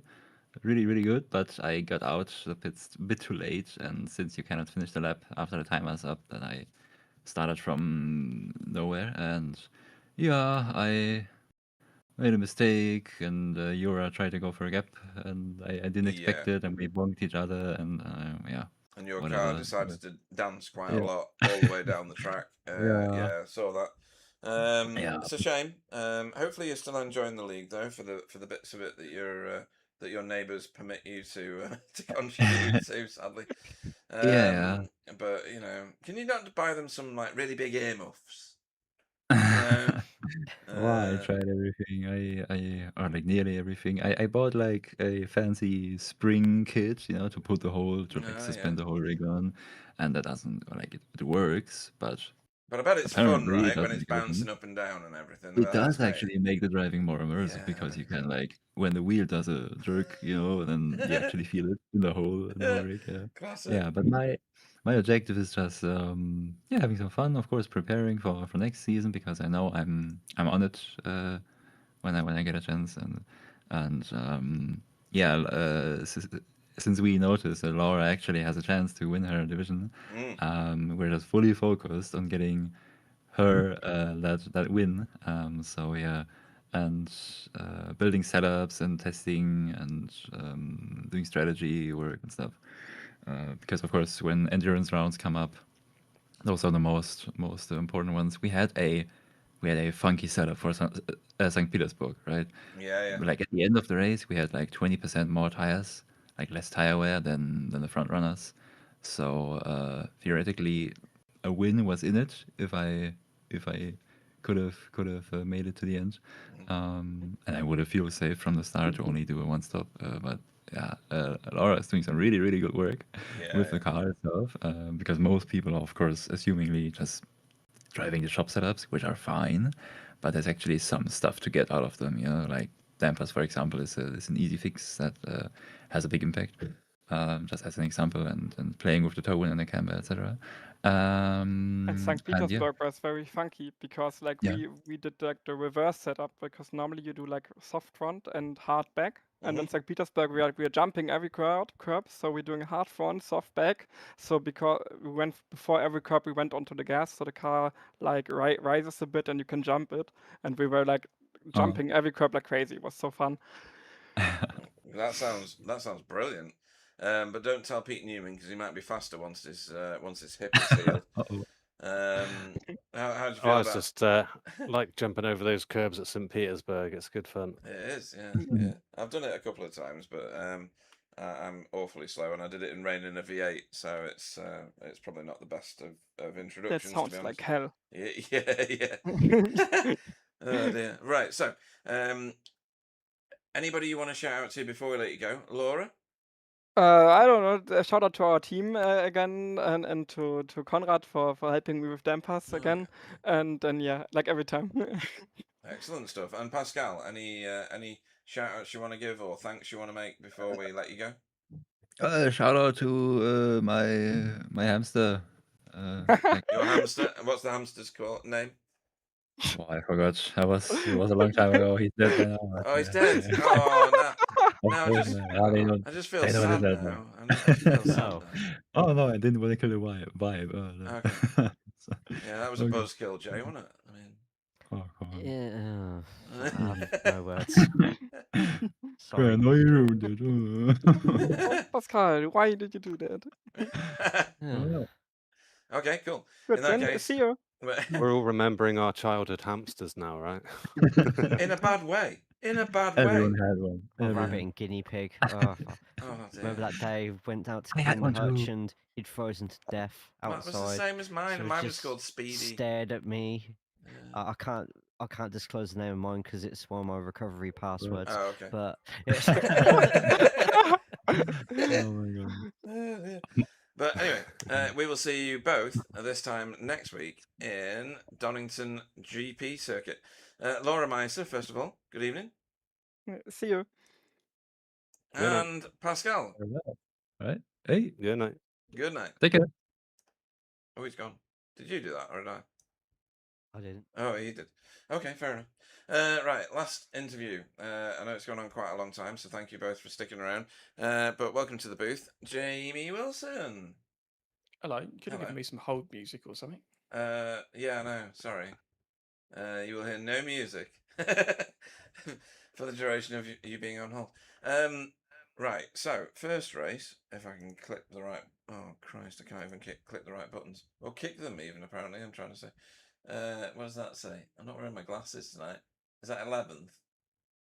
Yeah. That sounds about right. Yeah, 11th in the first race. And if I do the maths on this one, did you end up in 12th in the second? No, sixth.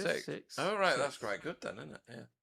Yeah. Let's go with roughly. that. It's too long ago now to remember. No, yeah, there was a lot of people in the booth, and the reason I've left you to last is because I want to talk to you really about how the no ABS Sunday sessions are going. Because I did try and join that session on Sunday, but I was very, very late, and I had to race it on my own in the ghost session in behind. It's very, very wet and rainy, I have to say.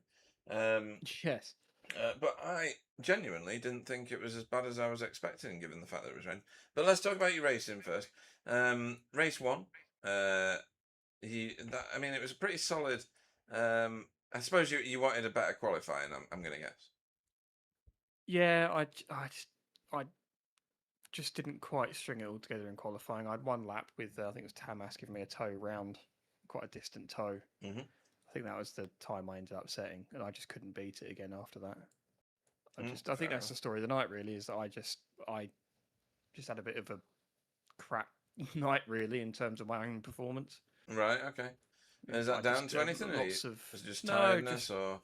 No, not at all. It's just little micro mistakes. More often than that I've been doing in like a lot of like testing. I've done an awful lot of laps around here. I suppose that's why I'm picking up on it. It's because I've done a lot of practice laps around here because I'm trying some stuff setup wise at the moment. And it's the sort of stuff where you need to do like a 10-lap run, go in the setup, click, 10-lap run, that sort of thing. Yeah. Which obviously is time consuming, but it's all in the interest of trying to learn. So, I've done a lot of laps. I've been pretty consistent in the laps I have been doing. But when the race arrives, all of a sudden you forget how to drive. That's the problem. Yeah, it's a struggle. I think back to probably either first or second generation V8s and doing the same thing with when I was in Phantom 71, which was a race team that we ran before we had BSTV. And yeah, me and Stephen Phillips and David Jansen, I think his name was, and just clicking a button, doing 5 or 6 laps, thinking, oh my god, I've just ruined my setup, clicking it back again, clicking something else and going, that was a mint. But never in these cars now. I expect these are much more advanced and developed now and don't react quite as erratically as they used to do in V8s in second gen. Yeah, and it's also the fact that the track temp was a bit higher than a lot of the running that I'd been doing as well. Not by much, it's only about sort of 5 degrees or so, but that's enough to make a difference as well. Yeah, okay. Also, Phantom 71 sounds like a prog rock band. That's what I was thinking. Really? Okay, well, maybe I need to make that then. Or some Sham 69. Yeah, I was thinking Sham as well. 69, Yeah, either that or some sort of like weird slam poetry initiative. Or something. Well, the 71 came from 2 of the people that were in the team. That was their birth year.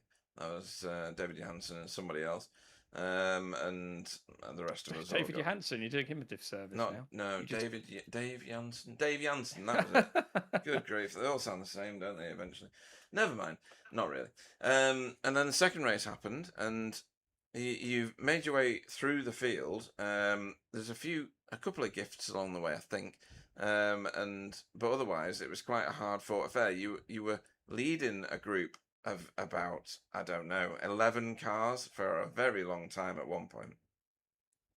Yeah, I think I didn't back the cambers off enough, that sort of thing. So I was just, the tyres were not happy with me after a little while, and it was just a case of hanging on a lot of the time. I don't know how these other guys are able to absolutely turn the car on a sixpence and make it stop on the spot and all this, when I'm just absolutely just dying, especially into turn one, like on the brakes as late as I dare.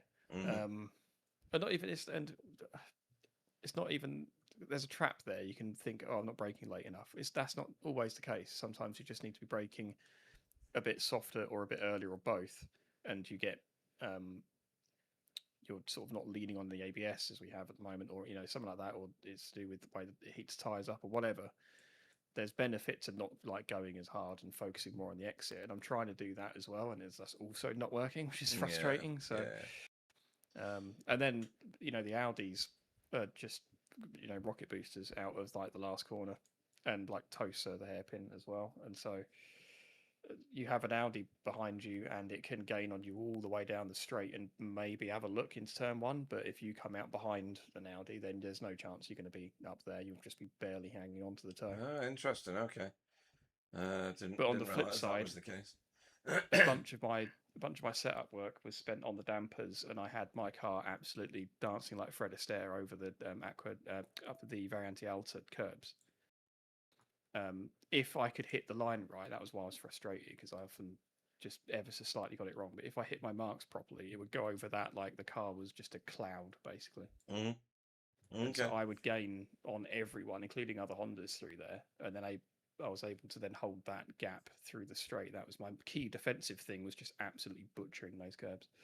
Yeah, and you did stay ahead of quite a few cars for quite a long time.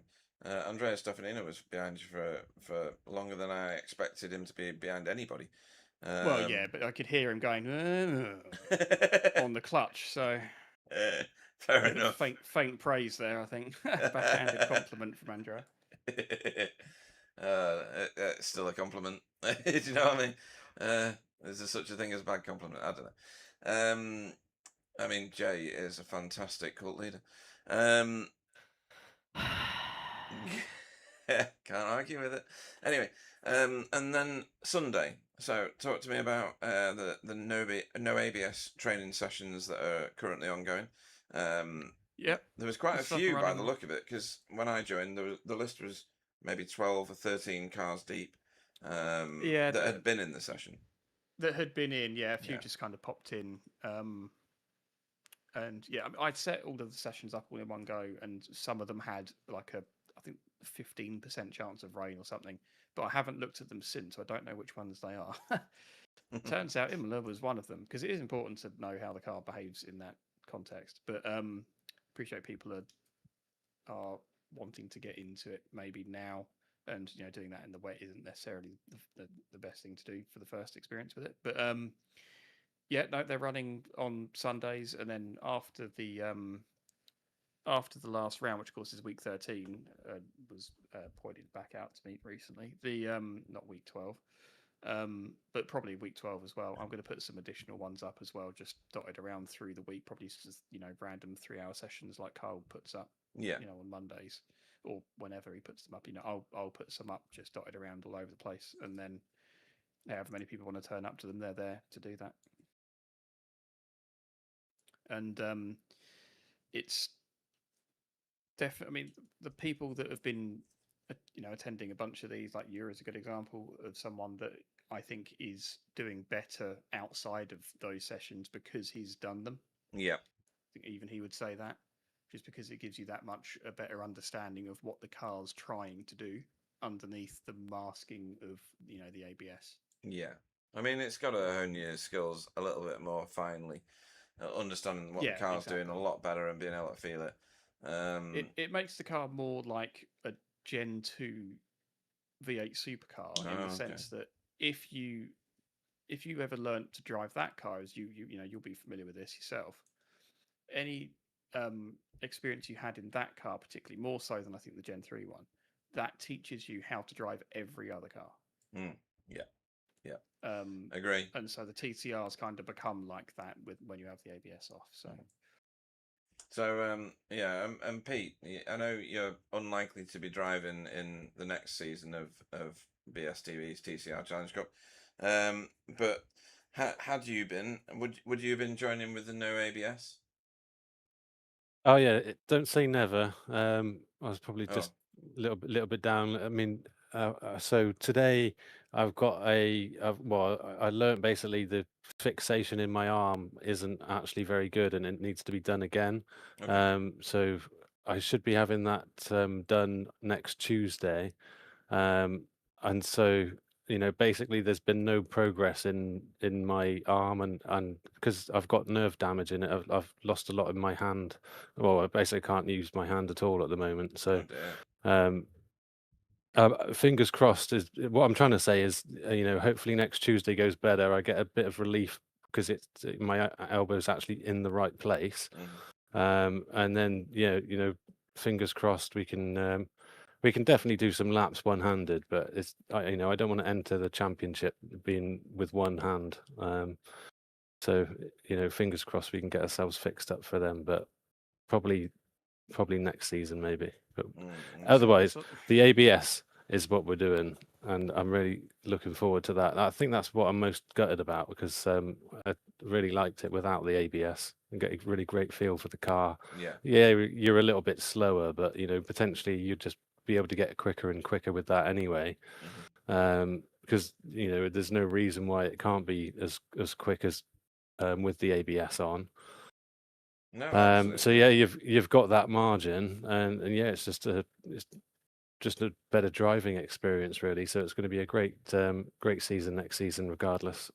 No, well said, and it's good to hear like the honest feedback from someone as successful as yourself. But crikey, you need to get your elbow sorted out absolutely first, by the sound of that. That's a lot of fingers crossed for someone with nerve damage in their hand. Yeah. Sure, yeah. And other magic tricks can be found at www. But how are you going to go on at Donington in this Honda, do you think, Jamie?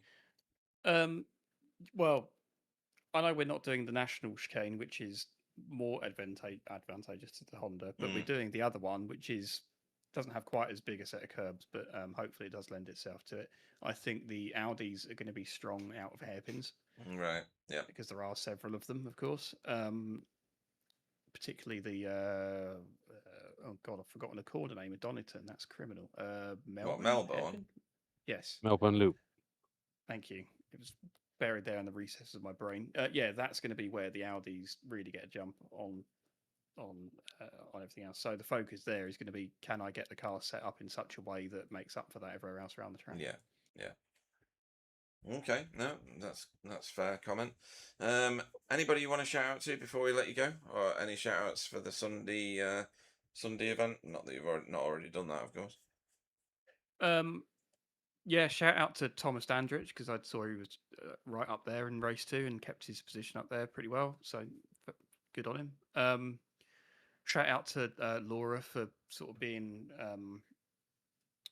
trying to follow the same path as me in terms of this setup stuff that I'm going through at the moment, trying to figure stuff out, and she's also sort of doing the same thing and is getting some advantage out of it. So I'm glad that's the case. And yeah, shout out to you guys. Shout out to you, Pete, for jumping in the booth. No worries. It's been great fun. Yeah, don't fall off your bike again and smash your jaw up, so you can't do that either next time. Oh dear. I mean, don't say that, because I'd never give it a shot if I get the chance. You want one of those instead of a bike. You want one of those. What are they called? Zorbs, the old padded sphere things. Roll up and down around that. You might be a bit safer. I don't know. I've definitely seen videos of people in the Alps with those things, and it don't go well. Well, that's because it's in the Alps. On the M1 or whatever, it's probably fine. No, good shout outs, and very funny. And we look forward to seeing you this time next week at Donington GP Circuit. Jamie Wilson. Cheers, guys. Cool. Well, a dramatic and very long broadcast. Apologies for that, but there was lots of people to speak to, and it's been a real fun and hilarious broadcast. And thanks to you, Jay, and definitely to you, Pete, for joining us for one of your first full broadcasts that you've done. Very much appreciate it. We've all three of us now got to choose a driver of the meeting, so the pressure is on. Thomas Dandridge did a fantastic job for me tonight. Obviously, Jaden Scotton did. Absolutely scythed his way through in that second race. Got to the front and got himself a win. Can that be overlooked? Josh Trasler had a very good night. Stephen Walker was probably the highest point scoring racer of everybody, getting 2 second places in a very calm and steady way. He described how he was tempted but didn't do something pretty silly in trying to overtake when he didn't need to necessarily. Isaac Price got the Veloster onto the top step of the podium. Silas Goebel gets himself a class win, a class win, and strong in the second race too. So there's and then Laura Meiser, which we've spoken about a few times, ever improving and doing great things in AM class. There's a lot to choose from tonight. I'm going to go right out there and steal Jay's vote, potentially. And I'm going to vote for Jaden because I think that the skill with which he approached scything his way through the field, knowing that he had to get to the front as fast as he could, but as safely as he could, can't go without mention. So my vote this evening is going to go to Jaden Scotton.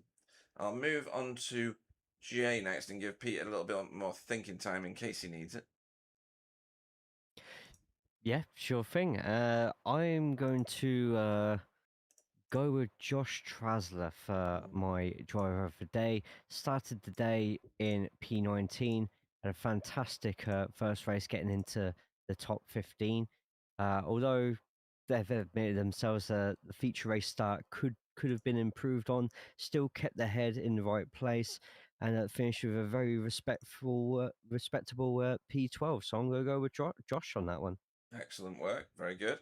And yourself, Pete, who stood out for you? Who embodied brilliant racing for you? Well, I think Thomas Dandridge did well in that second race, didn't he? He obviously held on the coattails of Mike and was able to get himself the Pro-Am win. I think he was in the top 5, which is just pretty good after the 40-minute race. So kudos there.